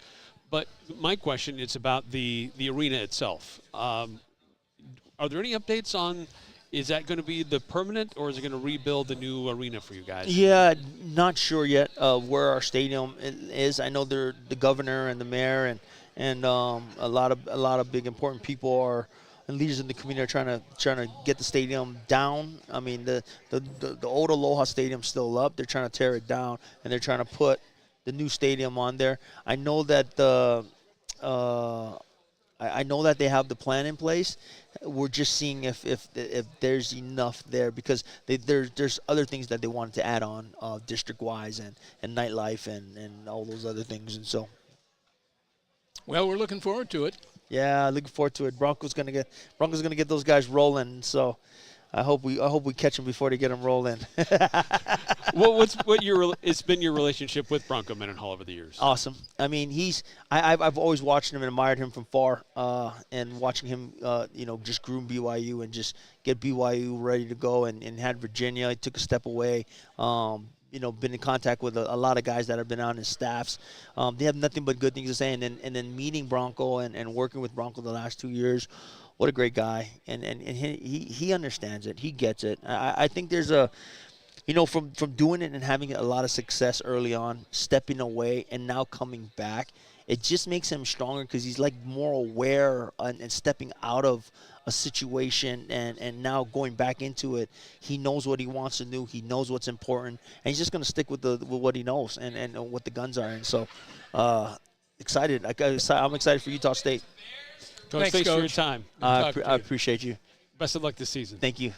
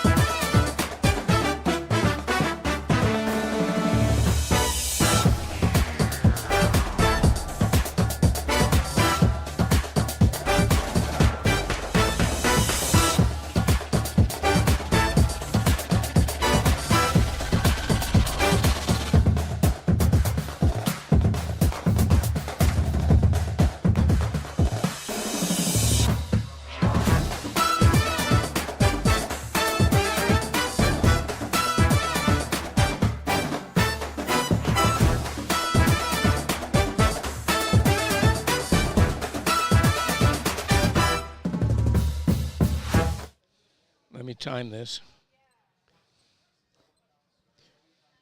We're talking to Fresno State's first-year head coach, Matt Entz. You come to this position with a strong defensive background at North Dakota State. We'll talk about last year at USC, but let's start with that. Okay. Yeah, I was at North Dakota State for the better part of a decade. The first half of it was as defensive coordinator, and then as the head coach the last half of it. And so it was a great experience. Loved my opportunity up in Fargo. A lot of similarities between Fargo and Fresno, except for the weather. They're in different spectrums of the world there. But I still have a son that's up there that plays for the Bison, and so it will be a program that we have a strong passion for in our family for years to come. This is Craig Bohl country. It is, and Coach Bohl's been he was a great asset, resource of mine while I was up there as the head football coach while he was at Wyoming. And even to this day, now that I'm in my current role, his role in the AFCA, he's been a huge asset and resource for me too. So you're probably looking for another better job eventually. No, I don't know about that. I need to do a good job where I'm at right now. It's okay, but then you went to USC. Yep. It put you in position to maybe get another job. Yep. Like Fresno State. Let's go. Exactly. And so I had an opportunity to, at the end of the 2023 season, had a couple different opportunities and sat down with my wife, and we decided that we were going to take the one that probably was going to make us both uncomfortable the most, and that was going to L.A. And going to work for Lincoln Riley. And it wasn't because of the people. The people there were unbelievable. Coach Riley, the defensive staff was tremendous, but it was a long ways from home and in an area of the country we had never lived before. It was a chance for Matt Entz to get back to just coaching football, how I had started. But somewhere along the way, and I joke about it, maybe it was in those hour-long drives home and the hour-long drive into work every day that I started to kind of realize that maybe I'd like to be a head coach again, started to formulate a plan, what it might look like if I was a head coach, what would I take from my experience with the Bison, are there things at USC that I might try to steal, are there other experiences that I would try to do it my way, And so that's where it started. And then all of a sudden when the Fresno State position opened, that was intriguing. I remember I had created a relationship with Coach Hill. He had done a couple of our games in North Dakota State on the TV. He came out and spoke at a clinic. Dennis Wagner, former O-line coach at Fresno State, I GA'd for him years ago. So I had a number of connections. Kalen DeBoer, I talked to him about the job when it opened. I tried to do my research too, and there's a lot of positives, and the people are the greatest, positive that I've seen so far. Fresno has a ton of people. They love football. The Red Wave is outstanding. I mean, you just went through a number of coaches with their connections to Fresno that have had a great track record of success. Coach Hill, Coach Tedford, yep. Coach DeBoer. Does that put pressure on you, or do you see like, hey, the guys have laid the foundation, I get to build on that? I see it as the latter. They've laid the foundation. They're unbelievably supportive, and we need to go cut it loose and do the best that we can. And that starts with recruiting the Valley unbelievably well, winning at home, being very sound in our principles and fundamentals that we teach, and just being a great college football program. That's what we need right now at Fresno State, and that's what we're striving to be. Coach Tedford's one of the best we've ever had in this league, obviously. Yep. And his health doesn't allow him to do this anymore. Mm-hmm. Does he hang around the program? He is. I think he's doing much better from a health standpoint. I bumped into him more on the golf course than I do around the football field, but that's okay. Yeah, he deserves it. Good for him. Yeah, it is. But he's been around, and we've had a lot of former players come back, and I think that's helped Coach Tedford and Coach Hill, get back and be around the program too when their former players want to be there. You've got a quarterback, I assume, from Rice and from Temple. He went both places? Yes, sir. That's E.J. Warner. That's Kurt Warner's son. Yes. Is he the starter? Not at this time. We have not named a starter. E.J. is an outstanding young man who understands what we're trying to accomplish offensively. He has a great grasp of it. But we do have two other young men that are in this quarterback battle right now. I think it'll probably be, mid-August, and we'll name a starter, as we're ramping up for our first game of the season. With your background as a defensive specialist, Fresno State is starting to kind of look more like you and how they play defensively. But how do you see like the offense and how that's developing as well? Well, in all my years of being on the defensive side, you start to gravitate towards things that cause you problems or things that you don't get real excited about having to defend, and you'll see some of those things in what we do offensively. But we also have to take advantage of our depth and of where our best players are. And right now, the two position groups where we have the greatest depth and talent is probably an experience is running back and tight end. We have some tremendous offensive linemen, but still haven't necessarily seen how they're gonna play. When the lights turn on, what does it look like? And so fall camp is going to be a lot of evaluation and a lot of moving pieces on the offensive line to make sure we find who the right five are for us. Looks like you had some good experience on both lines. Yeah, we do. Some of it is experience that we've brought in at semester. Some of it is young men that we've helped develop, over the course of their time or their history at Fresno State. I saw something recently. Your athletic director was talking about the need for a new stadium. Yep. Your opinion on that? It's a pretty big stadium that you guys have there. But it is. Why does there feel like there needs to be something new or renovated or just totally new? Well, I think that's the debate that we're having right now is what's the most cost-effective and what helps us move into the next step of Fresno State football. What's going to house football for the next 50 years? Right now the stadium we have is tremendous, and it creates a home field advantage, but there's limited revenue generating facilities. There's limited boxes, there's no loge boxes, there's no club seating. And so in this world of college athletics that we're in, ultimately generating revenue becomes a priority too, when you have 40,000 fans at every home game. And so I think, like I said, is it redo what we currently have and add on to it? Or is it start from scratch and basically everything's brand new, including, a daily operations center for football, all new, brand new football facilities as well. My priority is what's going to impact our players the quickest and the fastest. And whichever that is, then let's get it going. Let's get a shovel in the ground. Let's get to work. Running back Bryson Donaldson. Yes, sir. Had some breakout games last year. He did. Is he on? He's on par for that. He's on track to continue that. I mean, he played mostly sparingly, and then played significant amount of snaps in the last 3 games of the year, and that's where he had his most success. One of the things we have encouraged him to do was add a little bit of weight this offseason, more so from a durability standpoint. If you're going to be, one of our leading rushers, we need you to be durable and be able to sustain, 15, 20 carries a game. But again, like I said, that room has a lot of experience in it. We have 3 backs that have, Jonathan Arsenault, Donaldson, and Gilliam, who all have great experience, and so we got to be able to utilize them. I think there'll be times when you might see multiple tailbacks on the field at the same time. You had a guy come back from Western Colorado, a Fresno kid. Yes, sir. Josiah Aon. Is he going to play? He is. He is a a Division II. Had 44 catches last year at Western Colorado. He's from right there in Fresno. He's living his dream right now, which is fun to see. But he's probably 6'4", 210 pounds.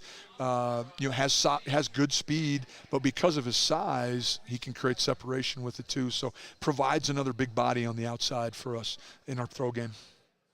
Coach, Utah State makes a trip out to Fresno in late November, November 22nd. Yep. Near the end of the schedule. So it'll be fun to see Utah State take on Fresno. It's been a little bit since those 2 teams have faced each other. It has. It has. I have tremendous amount of respect for Coach Mendenhall and what he's done, and he's done it everywhere he's been. He's been a winner, and so it'll be fun to watch, how both teams kind of navigate the season and what we look like. But I know that's 2 good programs, two big-time ag schools that are going to, be able to line up and play football in late November. Coach, thanks for your time and best of luck this season. You bet. I appreciate you guys. Thank you. Thanks, Coach. Good luck to you.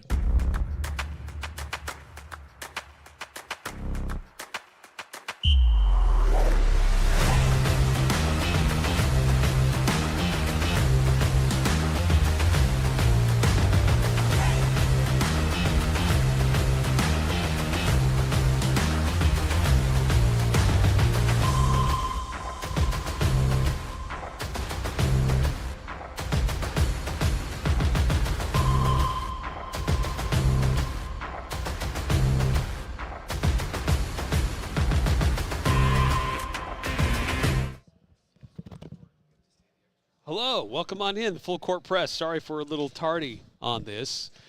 We had an unexpected schedule change with Coach Matt Entz, who had him on the schedule to come by in about 20 minutes, but he was available, so we made ourselves available.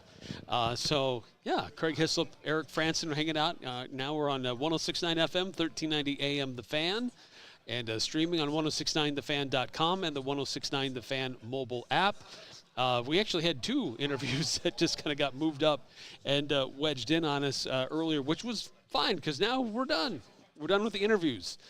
We had Timmy Chang and Matt Entz that just worked out in their schedules to swing by. They were close, and so we made it happen and had the opportunity to visit with them. So our interviews for the day have concluded. Craig, this has been a pretty interesting day, talking to these different coaches, getting their perspectives on their upcoming seasons. We've heard some interesting things. I've taken a lot of notes today, more than I did yesterday. But this is we're getting ready for the 2025 football season, and I'm getting excited now that it's getting close. I didn't know much about Matt Entz other than he had been up at North Dakota State after Craig Bohl, as I understand it, who came into our league and coached at Wyoming, did a great job. At least he was an assistant there. But last year he had a job as a coach on the USC staff, and he deserved that. And it kind of helped him get this job now.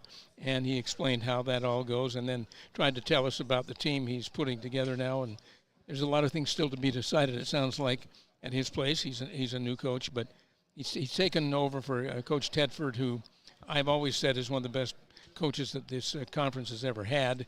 It's just that his health, even at his age, has gone a little bad, and he can't do this anymore. Yeah, it's too bad about Coach Tedford because he was so good at what he did, and very, various different stops along the way wherever he had been. He was a winner. But Coach Entz, they were pretty good last year. Their record last season, Fresno State, they were 6-7. They did get to a bowl game.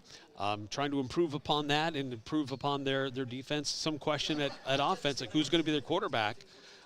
He was saying that is definitely a quarterback battle that won't be decided until mid-August as they're trying to figure out who their QB will be. I'd heard that it was probably going to be Kurt Warner's son, who had been at Rice, and then he went to Temple, and I guess they felt happy and fortunate to get him. He's in a battle now with 2 other guys, so it right now hasn't been determined. They'll probably know about the middle of August as they get ready for the season, if it's him or 2 other people, whose names I'm sure you wrote down in your notes.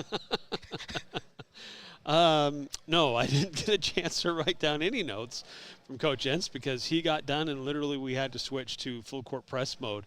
But I have been taking notes on many of our other interviews, and we'll get to some of that and do some recaps here a little bit later. Because Craig is going to try to get all the way home tonight driving, so I don't want to hold you up too much longer.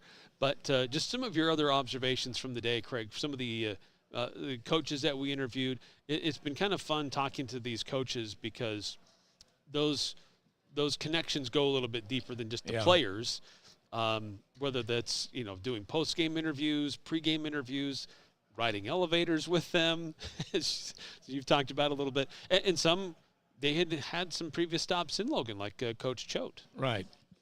He's was a GA at Utah State and has gone through a lot of schools. I forgot when I introduced him to mention that he was a coordinator at the University of Texas for 3 years, kind of a major part of his coaching career. But it's been about 20 years. That's usually what it takes for these guys to go through all the different opportunities they have until somebody considers them for a head coach. He had a great run at his school. I think he went to Montana State and then left there and started to make a name for himself.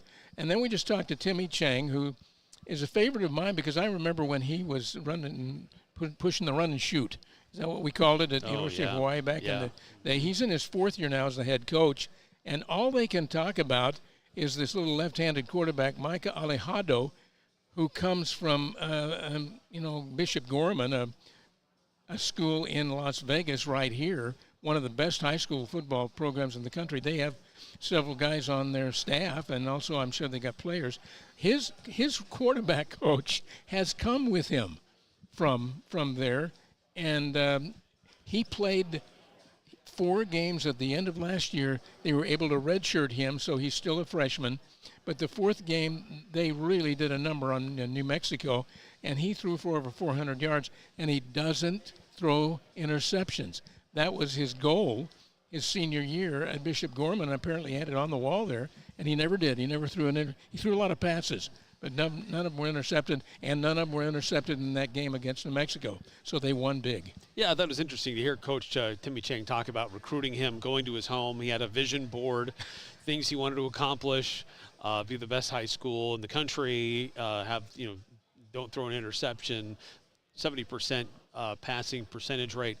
And at the end of the season, you could check off that list. Like, he accomplished those things. So Coach Timmy Chang is very impressed with Aldajado's kind of focus, his commitment to what he wants to do. He may be undersized, but he definitely has a vision for what he wants to accomplish, and has been so far accomplishing that. Accomplishing that at a high school is one thing. Doing it at the collegiate level may be another. But he proved last year in a few games that he can compete at this level. He gets rid of the ball quickly. He doesn't hang on to it. He knows he's undersized, and he can't afford to hang on to it too long before some big edge rusher is breathing down his neck and breaks him in half. Well, they say he's either 5'7" or 5'8", maybe 5'9", and you worry about a kid that small. If he's got the great escapability and gets out of there, then runs and gets rid of it, that's going to be fine. It sounds like he's got a lot of – he kept talking about his knowledge of the game and his awareness and so forth. So the other thing they're kind of working against, we used to go to games out there at the Aloha Stadium, and Coach Chang just started talking about that superstructure is there. They want to take that all down. The stadium they play in now is not really what you would call a major college stadium. So that's one of the things they have to recruit to and so forth, and I guess they're trying to some way to figure out how to do that. Yeah, that has really surprised me that it's taken this long for that community to figure out what to do in that space, because they effectively condemned it, but as soon as they did that and realized they needed to move and do something somewhere else, now all these other interested parties want to get involved, and it needs to be an entertainment venue, it needs to be a football stadium, it needs to be a concert venue, it needs to be a park. I mean, it's a big space. And so there's been a lot of debate about what to do with it and how to, maximize that space. And it's been years. This little stadium that they play in Manoa, it was supposed to be just a temporary situation with a few grandstands that they were going to put up on the sidelines, and it has become their permanent home. But they're making it work. Now, Utah State will make the trip to Hawaii in October, and it's always an interesting trip. Schedule-wise, it messes up your schedule because you have to leave earlier. It messes up your following week because of how much time it takes to come home. But this is not new for Utah State. This is not new for Bronco Mendenhall. But those are not excuses. Those are facts. Those are the reality of having having Hawaii in your conference and in the middle of your schedule. It's still a little bit of an advantage for them, I would say, unless their schedule is another challenge with the next game. If you have a Friday game and things like that, you just have to deal with it. In advance that's what you're up against, but that's part of college football. Yes, it is. One of the other, there's a lot of different things that we took and learned from coaches this week, earlier today. But one of the things that is consistent with what we've been asking of these different coaches is their observations or experiences with Bronco Mendenhall, and who was it? Ken Nui Matalolo? Yeah, you said you don't have to be a rocket scientist to know that Bronco Mendenhall is going to get things turned around quickly at Utah State. Yeah, and we talked about some of his friends up there at Utah State that he's familiar with. They all grew up in Hawaii is what happened. And then we had Boise State's Spencer Danielson talking about Bronco Mendenhall and some kind of relationship there. Probably Spencer's watched Bronco's career all the way along. A lot of people have. Well, those two are kindred spirits. I mean, a lot about who they are off the field, about what drives them, about how they approach working with young men. Those two are cut from the same cloth, it appears. One of Bronco's big things, and those of you who were at the when he was introduced in December as the new head coach, and he talked a lot about his philosophy, and he said people, and I'm talking about these football coaches, appreciate when you give them higher standards. They're harder to meet, but it makes them better. And by the end of the season, you probably, among other things, you probably have the best conditioned football team going. That's what the couple of New Mexico kids said to us yesterday, because he coached them last year into that kind of a situation. So it's just they have more expectations, higher expectations. Some guys can't meet them. They have to leave, and they do. And pretty soon, after a year or two, you've got a solid enough football program that you're going to win some games. With Coach Mendenhall, you asked him about bowl eligibility. Could this team qualify for the postseason? And he didn't even let you finish your question. Like, he was jumping in like, absolutely. I was relating this Aggie team this year to New Mexico's team a year ago that started out by getting beat by, Montana State, was it, in their own stadium in Albuquerque, and then they went from there. And by mid-season or so, he's beating the Aggies on Merlin Olsen Field and getting pretty emotional about it. We asked him about that, too, at the thing in December. But, it's a situation there where at the end of his year, last year, he had that team playing the final game. If they won it, they were going to be a bowl team, which is kind of hard to believe. And I said, can you relate that to this Aggie football team as well? And as you said, he interrupted my question by saying, oh, yeah, this is a team that has that potential. In fact, I think if they win that game, if they beat Hawaii, he's not the head coach at Utah State. I think he would have stayed at New Mexico, likely. It's interesting. They would have gone bowling. Who knows if they win a bowl game. Looks like there's momentum, there's excitement, there's change, and maybe he sticks around. But who knows? Maybe not. Maybe not. Maybe he comes here anyway because of the opening and being closer to home, and it's just a familiar community and familiar values. But it was a fun conversation. It was only supposed to be, we only get like 5 minutes with these coaches. Sometimes we fudge it and maybe get 8 with some. But with Bronco, hat tip to Doug Hoffman for looking at the schedule.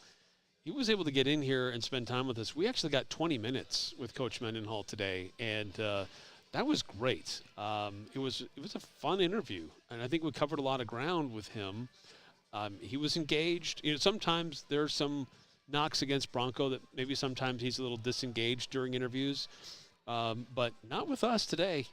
He was really into it with the questions that we asked him, and he appreciated the context, and it was a fun interview. I thought it was very informative, and also he talked about what he'd like to see in the new AD, the new athletic director for Utah State, whoever the interim or the full-time, and with the university president as well, and how important that is to have that alignment with football coach, AD, and president, and pretty excited about what the potential could hold if it gets done right. You can learn a lot from a football coach like him because they like to talk about the process that they go through. Rocky Long, who he coached for at New Mexico, and I think is now retired. Rocky was a great New Mexico quarterback. He would answer every question after the game, no messing around. He just told you what the truth was, and then you learn about what football is really about, and that's what Broncos is all about to me. It's not easy, and we're going to push you hard, and you're going to get better as a person and as a student and as a football player. And the two guys that sat down with us yesterday from New Mexico, who were coached by him last year, you could tell. I mean, he said, was it Gabe, the defensive lineman? Yes. I can't remember his last name, Lopez or something. But Gabe Lopez, yes. He said, Coach gave me names of 5 or 6 books, and I've read every one of them about, improvement. On leadership, and improvement, yeah. Another thing that happened during today was Dan Mullen, who's now the head coach at UNLV. He came out to Utah. Utah. 2003, 2004 to join Follows Urban Meyer. Urban Meyer's team. 1 year after that, I think Gary Anderson came up from Southern Utah to join that staff. And this is a team that in 2 years became nationally ranked, big time. And then Coach Urban Meyer goes on. And Dan Mullen went with him and eventually became the head coach at Mississippi State, and then eventually became the head coach at Florida, and after a while lost his job. So then he's been on TV for a few years, and now he's got the UNLV job, and he said, I asked him something to the effect, why was this the time to get back into coaching? And he said, well, I've been looking for a couple of years, and we had some certain things we wanted to match up, and also you got to feel it in your gut, and I just knew this one was the one for me. And then he proceeded to go for like 5 minutes to take the rest of our time, like giving us the recruiting pitch on UNLV, on all the different things that the city has to offer and the facilities for football. And so it was fun. We only got a few questions in with Dan Mullen because he was excited and had a lot to say. You can tell this is a guy who's been a TV personality for good reason. But he has now. One of the questions I had, not a concern, but one of the questions I had with Coach Mullen was somebody who was in coaching for a while, was out of the game, became an analyst, and getting back into it. Would he have that fire and the discipline and everything that's required to be a coach again? And talking to his players and then talking to him today, this guy is fired up to get back on the sidelines and coach again, and I don't think he's skipped a beat. And like some people have talked about Bronco Mendenhall, sometimes you need to step away to appreciate what you had and approach things through clear lenses, a different perspective, and you can attack it a different way and with a little bit more attention and vigor. And that's what people are saying about Bronco, and that's what we're starting to observe with Dan Mullen as well. Well, yeah, and I'd heard the rumor about what is called the New Hampshire Mafia. Dan Mullen, Chip Kelly, Gary Croton, who used to be at BYU, and Ryan Day, who's now the head coach at Ohio State's a national champion. These guys all started up in that area and each helped each other get jobs around the country. And he talked for a long time about that because they were all high school stars and quarterbacks and things playing against each other. And I guess Urban Meyer somewhere along the line kind of tapped into that because he brought Mullen with him out here. I guess Urban was coaching at Bowling Green as the head coach, and he had Mullen as an assistant coach, and so he brought him out as the quarterback coach. And they're telling me he is going to coach the quarterbacks, at least part of the time, even as the head coach. Dan Mullen will? At UNLV, yeah. Yeah. Yeah, so it's been fun. I think we've got a lot of interesting insights from some of the coaches. I'll go through more of those, checking some of the notes that I was able to take today, more observations. But Mountain West Media Days wrapping up here this afternoon in Las Vegas. And start of fall camp is just right around the corner. I think July 30th is what I saw in the notes for Utah State when that gets started. So, yeah, right around the corner. But let's do this. Let's take a time out. We're going to say goodbye to Craig. Craig's going to start making his way north. Appreciate all your time and being down here with me, helping me with this. With our ups and downs with technology yesterday, I think we've been in a much better situation today. But it's going to be harder than normal because I'm going to have to. I don't have a car like this. I'm just kidding. Get that thumb workout. Yeah. Okay. Thank you, Craig. Appreciate it. And I'm sure you'll have many more things to say over the next few weeks on KVNU's Morning News, using some of the information. Sure. Some of the audio that we've gathered while we've been here. Got a lot of stuff to share with people. Yes. No, that'll be great.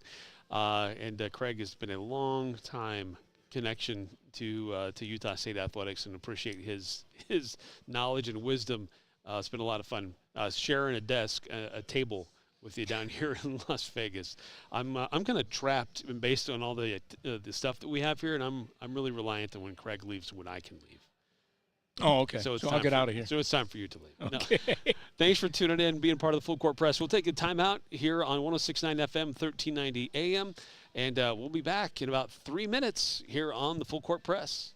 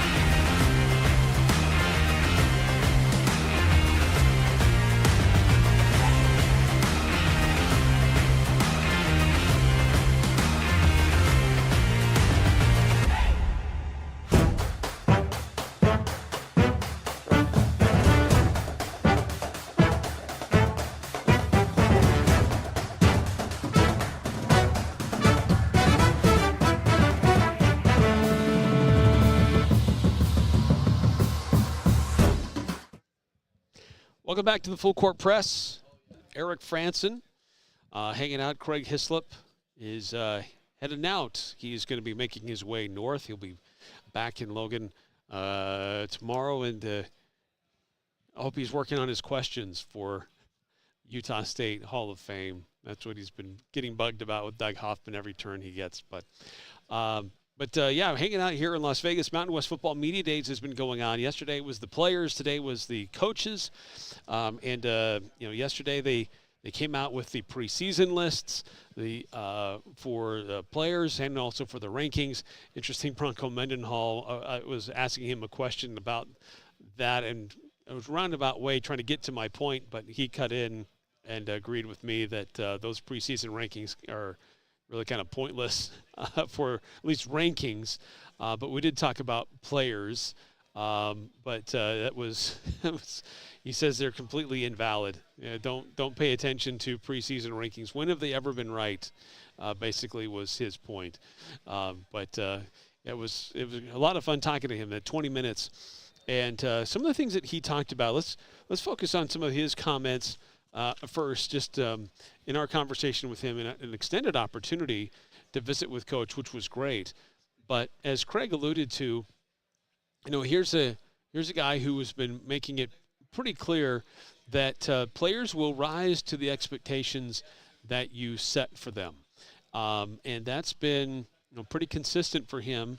And this is something that was kind of echoed as well with the players in their interviews with us, but also that I observed in some of their interviews with others. This has been a mantra with the team this year. Everything needs to be earned, not given. And when we look at how Coach Mendenhall is trying to run things, that is to everything to the minute detail. Everything is earned. The color of shirt you get to wear in practice, your jersey number, let alone playing opportunities or minutes or starting position or anything like that. So that is definitely the mantra. And so that when players achieve these certain benchmarks and they get to receive these other opportunities that come with being a college football player. So that's been very consistent that we observed in the spring, well, in interviews at least. We didn't get to observe any practices, but that's what we got to see. And it's been the message that we continue to hear over and over and over from Coach Bronco Mendenhall and his players, and that is the mantra that was continued again here in Las Vegas. He seems very excited about what he's observed with this team. And we were talking about some of the players like Bryson Barnes. Whenever you talk to him, he's got a lot of energy. He's excited. This is a guy who loves playing football and is really into it, really happy about being at Utah State. And he is going to be the starter. There's no question about that. Coach Mendenhall confirmed that. He is the starter. Now, what is the backup situation? That's something that's going to continue to be developed through fall camp. But one of the things that I had asked Coach is, what kind of role did Bryson play in being one of the veteran guys and trying to, step into a leadership role, be somebody who can work with the other veterans there and get this momentum going for Utah State. And he said, really, there's not much momentum because there's so many different players. It's almost a completely new roster. Very few players who had an impact last year are back. The Utah State release says there's 68 new players. Bronco gave us an even higher number. He said it was north of 80 new guys here between transfers, junior college guys, players coming back from missions, and then all the new freshmen that'll be coming in fall camp. So many new players for Utah State football. And so really it's they're taking this approach as we're establishing something new. We're not building off of anything from last year because there's new coaching staff, new players, so much is new. And so it's an opportunity to create something fresh from scratch and set the tone how you want it to be set. And Coach Mendenhall was very pleased with how Bryson Barnes has been doing that, taking that important leadership role for Utah State.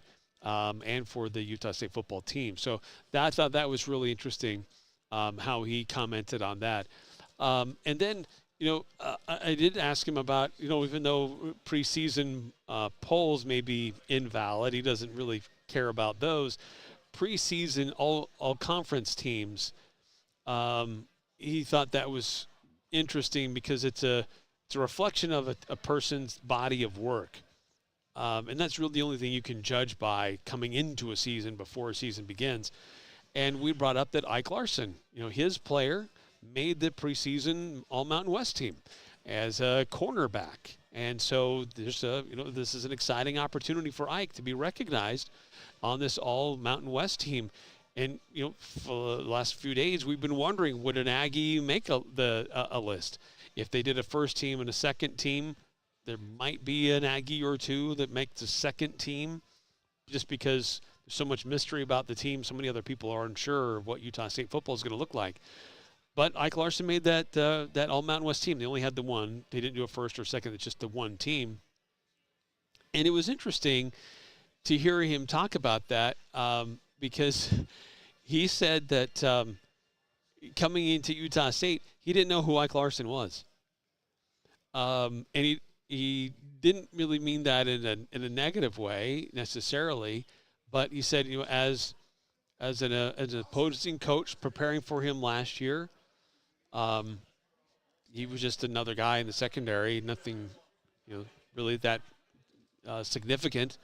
And from being out of the game the year before that, he didn't know about Ike Larson. But now that he's here and he's seen more of his film and studied his film and talked to him, he's like, you had a good body of work. Like, you had some seasons before where you were doing good things, Ike. And we want to get you back there. We want to see more of what your potential is. And so he recognized that Ike Larson being on that preseason list was probably more recognition of his total body of work, not necessarily in what he did last year, because Ike Larson did have a down year last year. He did not perform at the same level as he had in years previous. But Coach Mendenhall recognizes this is a guy who can be a really big impact player for his team in the secondary. And so he did have high praise for Ike Larson. And he said that, he took that well, and they've had good conversations about it. I think one thing that we're definitely learning, and maybe if you've heard this about Bronco Mendenhall in the past, this has been definitely confirmed, that he's a straight shooter. He doesn't sugarcoat anything. He doesn't dance around or avoid hard topics. He gets right to the point. If he feels like you're a player that can fit his system or not, he'll tell you, and he'll let you know. And that was interesting when talking about the roster turnover. He said that when they arrived on campus, they have very clear expectations. They lined that all out. And based on his experience and different stops along the way, they recognize there's going to be a certain amount of players that are going to transfer. And they're not going to feel comfortable or want to do what this coaching staff is going to ask them to do to be able to compete at the level that he wants. But he made that pretty clear that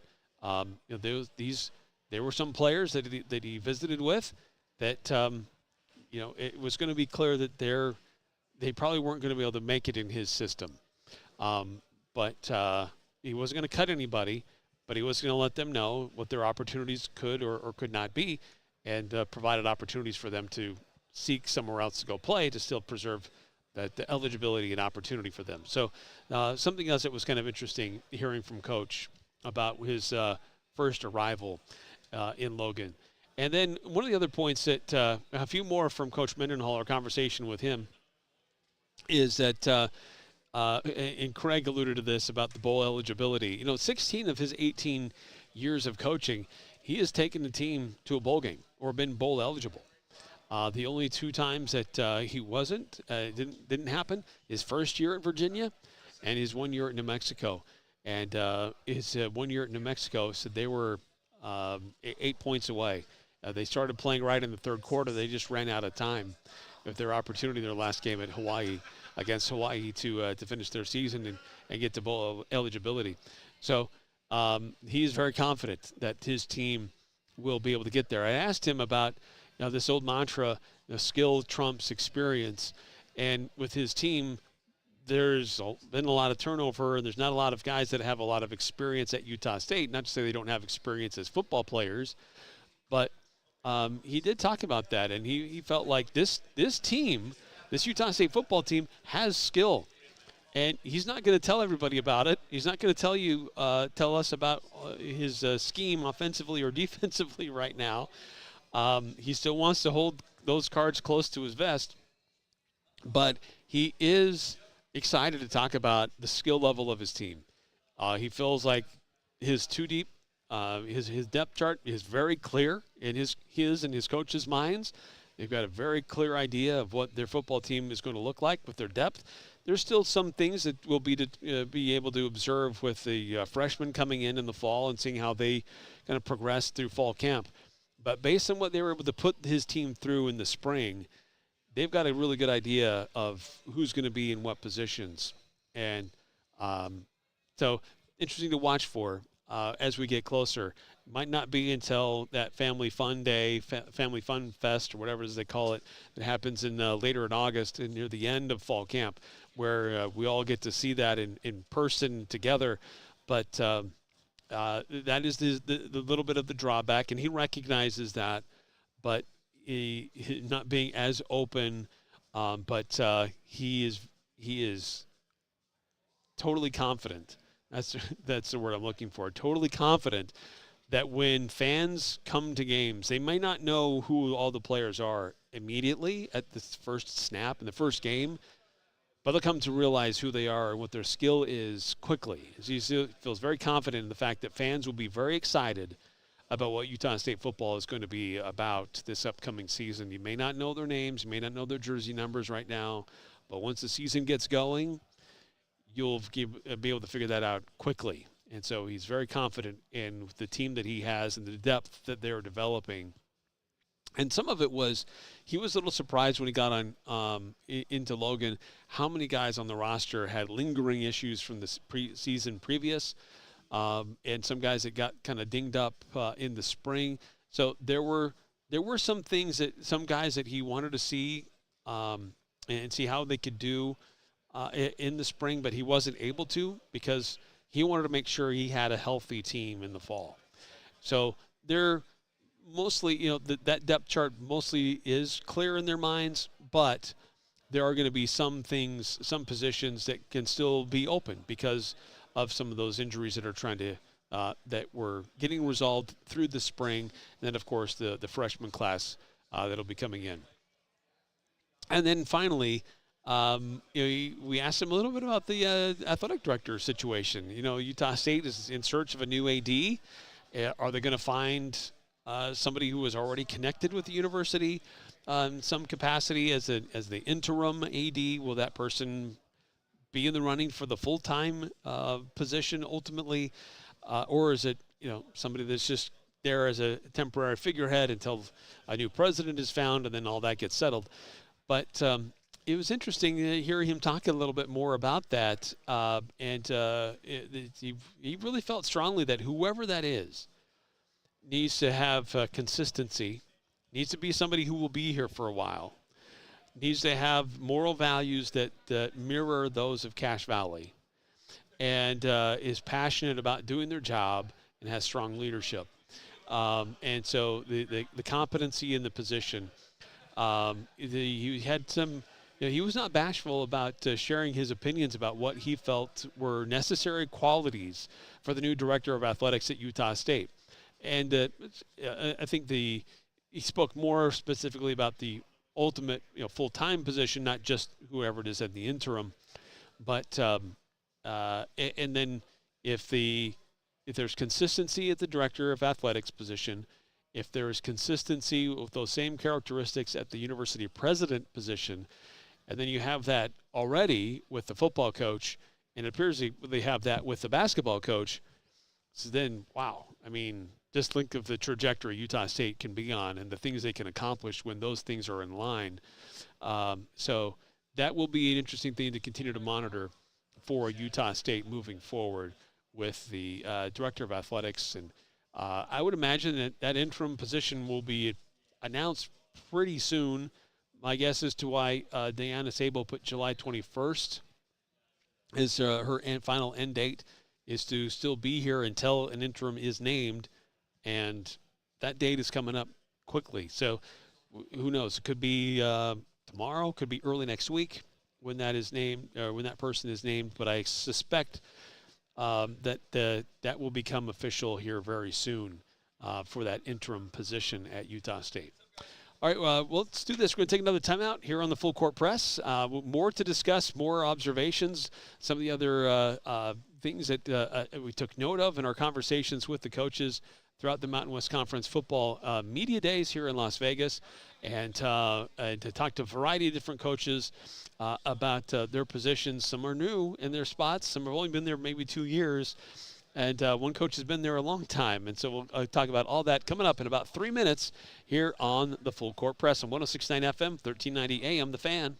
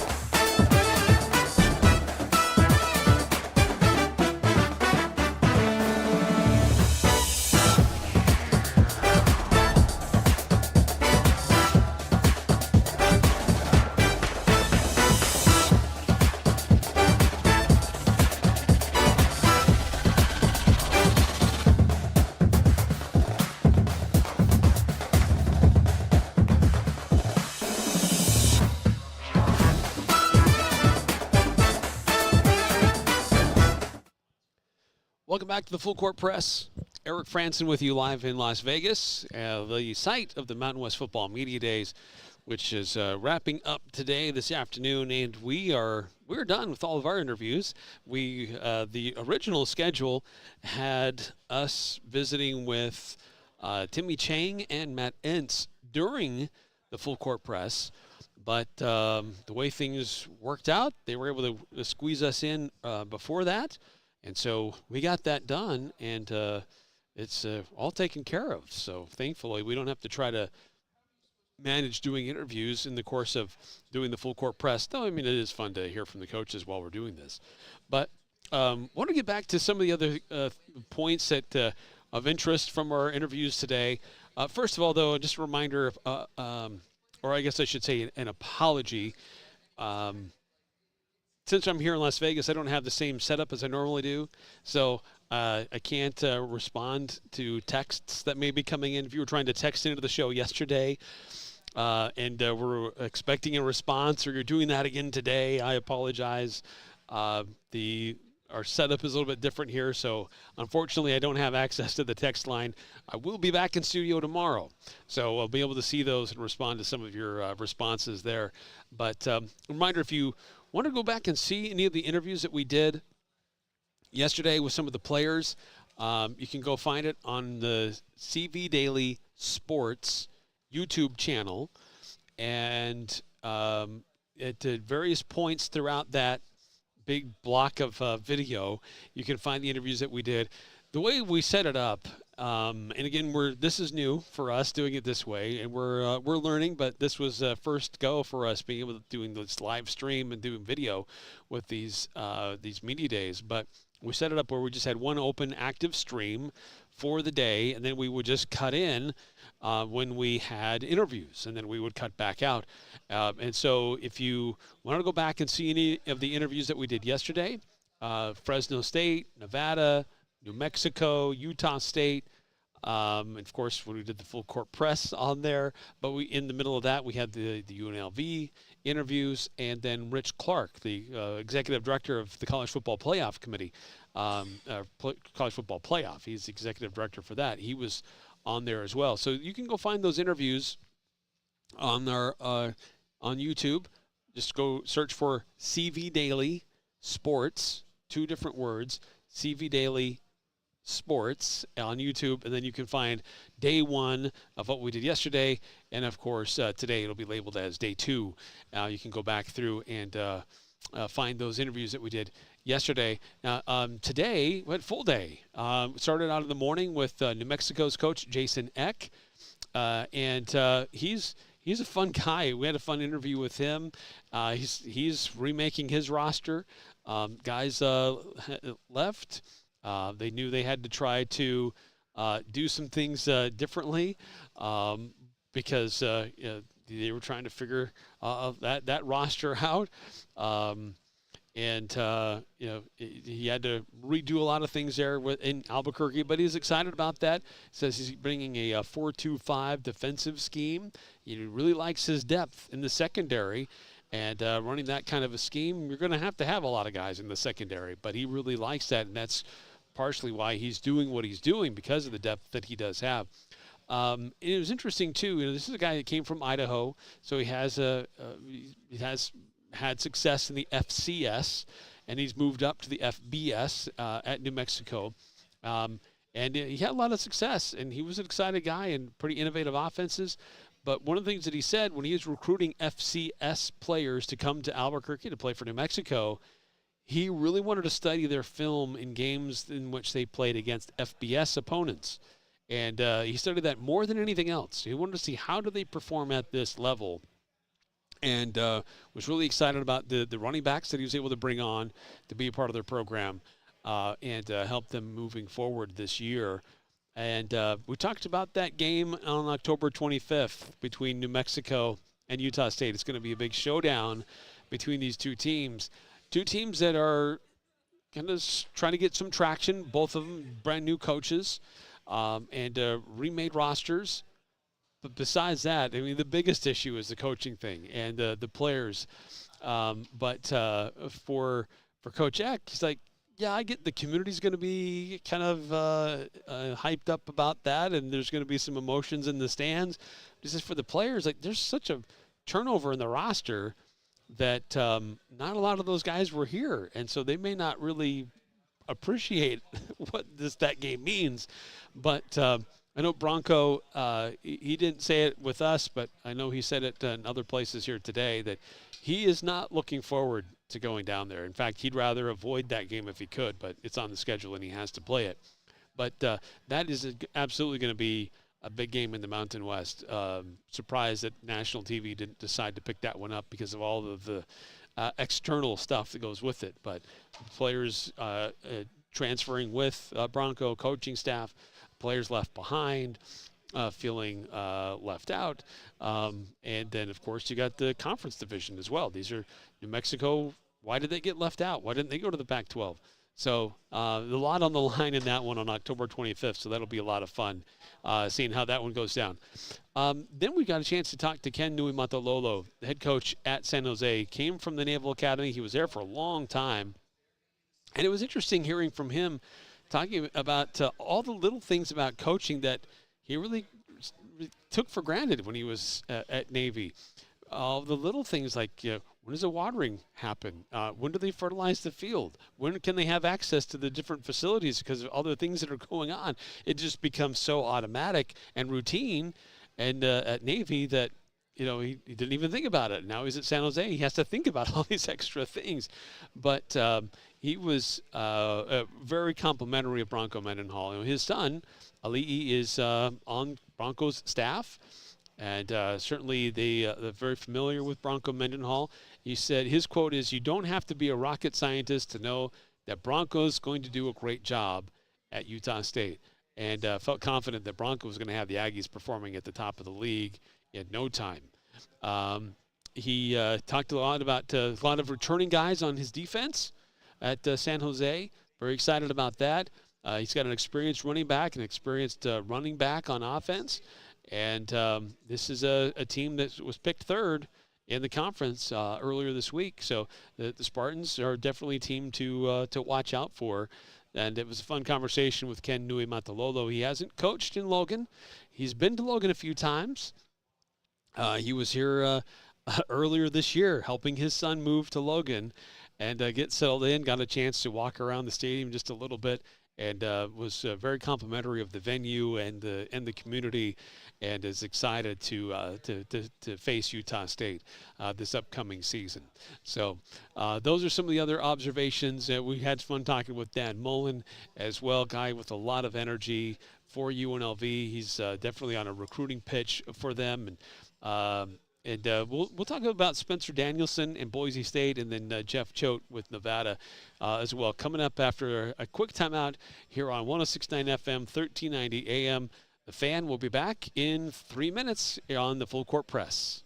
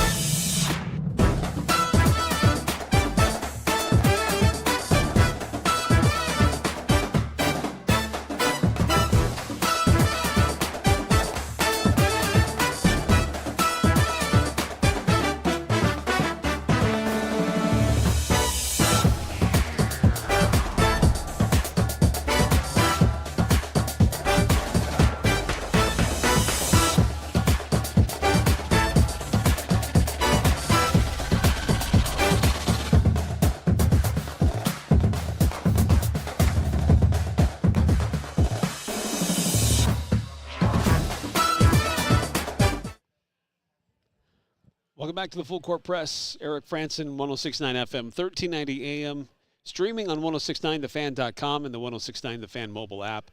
Again, thanks for tuning in, being part of our live broadcast from Mountain West Football Media Days as we're wrapping things up here in Las Vegas at Circa. And Circa's been a great host. Appreciate our time here. It's been fun just observing coaches and players and SIDs walking all around. We're right by the food area, so we get to see everybody coming in here to grab their snack or what they want to do for lunch and all that. But it's been fun interacting with the coaches and the players these last 2 days here in Las Vegas. And some of the other coaches that we got to interact with quickly before we wrap things up. Spencer Danielson, had a great conversation with him about Boise State. Maddox Madsen, it's his team. This is a guy that's he had a great year last year, got overshadowed with everything that Ashton Genty was doing, but now it's the opportunity for him. And just hearing him talk and what he finds important, what drives him, he and Bronco Mendenhall are kindred spirits, and he basically said as much, that he has definitely monitored Bronco's career, has had many conversations with Bronco, and loves how he goes about his business. So that I found that was very interesting. And then Jeff Choate with his previous experiences in Logan and all the different stops. And interesting, he said that in all his time as coaching, he's always avoided Bronco. When Bronco became the head coach at BYU, he left and went somewhere else. When he was, been in the league, they didn't play against New Mexico last year. And all these different stops that he's had along his coaching career, he's never coached against Bronco, and this will be the year that happened. So I thought that was kind of funny, and to hear him talk about that. And he really high on Herschel Turner, the former Aggie running back, who's now going to be their running back. And shifted his defensive coaching staff around, trying to maximize, their strengths and really where they can be best to help his coaching staff and his team. So really excited about his improved defense for this upcoming season. But that's pretty much going to do it for us here on the Full Court Press. Thanks so much for tuning in and being with us as we've been down here at Mountain West Football Media Days. Go back and watch the live stream on our video on the YouTube, CV Daily Sports. And you can go and just jump ahead to different points when we've had these different interviews throughout the day. But that's going to do it for us. Thanks for tuning in. We'll be back at it again tomorrow here on 106.9 FM, 1390 AM, The Fan.